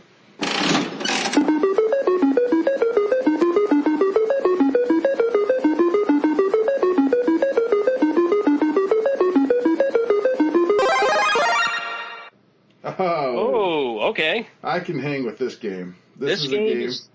you go ahead. This game is? This game is near and dear to my heart. I remember when it came out, the controversy involved, the anticipation of seeing if it would still be on the shelves by the time I heard about it. This is a series. Grand Theft Auto, yes. The original Grand Theft Auto. On the PlayStation, the original PlayStation 1 from the game came out on the PlayStation in, I think, 1998. Yeah, it was a PC game ahead of time, wasn't it? Right, in 97, I believe, it first hit. Yeah. We were, not to be hipsters, but this is a game that we were proud to be, we were just on ground level with the series. Yep. We were a couple of fans who were like, we heard like a little snippet of it, like no one knew what the hell this was. It was just a random title that was in the ether, and we thought, Grand Theft Auto, what's that? When we learned what it was and saw the pictures, like we both like had to play this game. It was like right up our alley. Yeah. It's one of those games. I've never played through it and beat it. I've just always enjoyed running rampant. And this is a game all about running rampant, that's for sure. So did it live up to our expectations? Did we like it? Were we thoroughly disappointed? Were we the people who said this game wasn't anything until it went 3D? You'll have to find out. Yeah, and there we have it. Wow. Well, folks, that was the adventure of Monkey Island. Come join us. The secret of Monkey Island. For you, it was anything but an adventure. Exactly. This is true. The secret is why it was not fun, I guess. Indeed. The giant letdown on Monkey Island. I'm kidding. But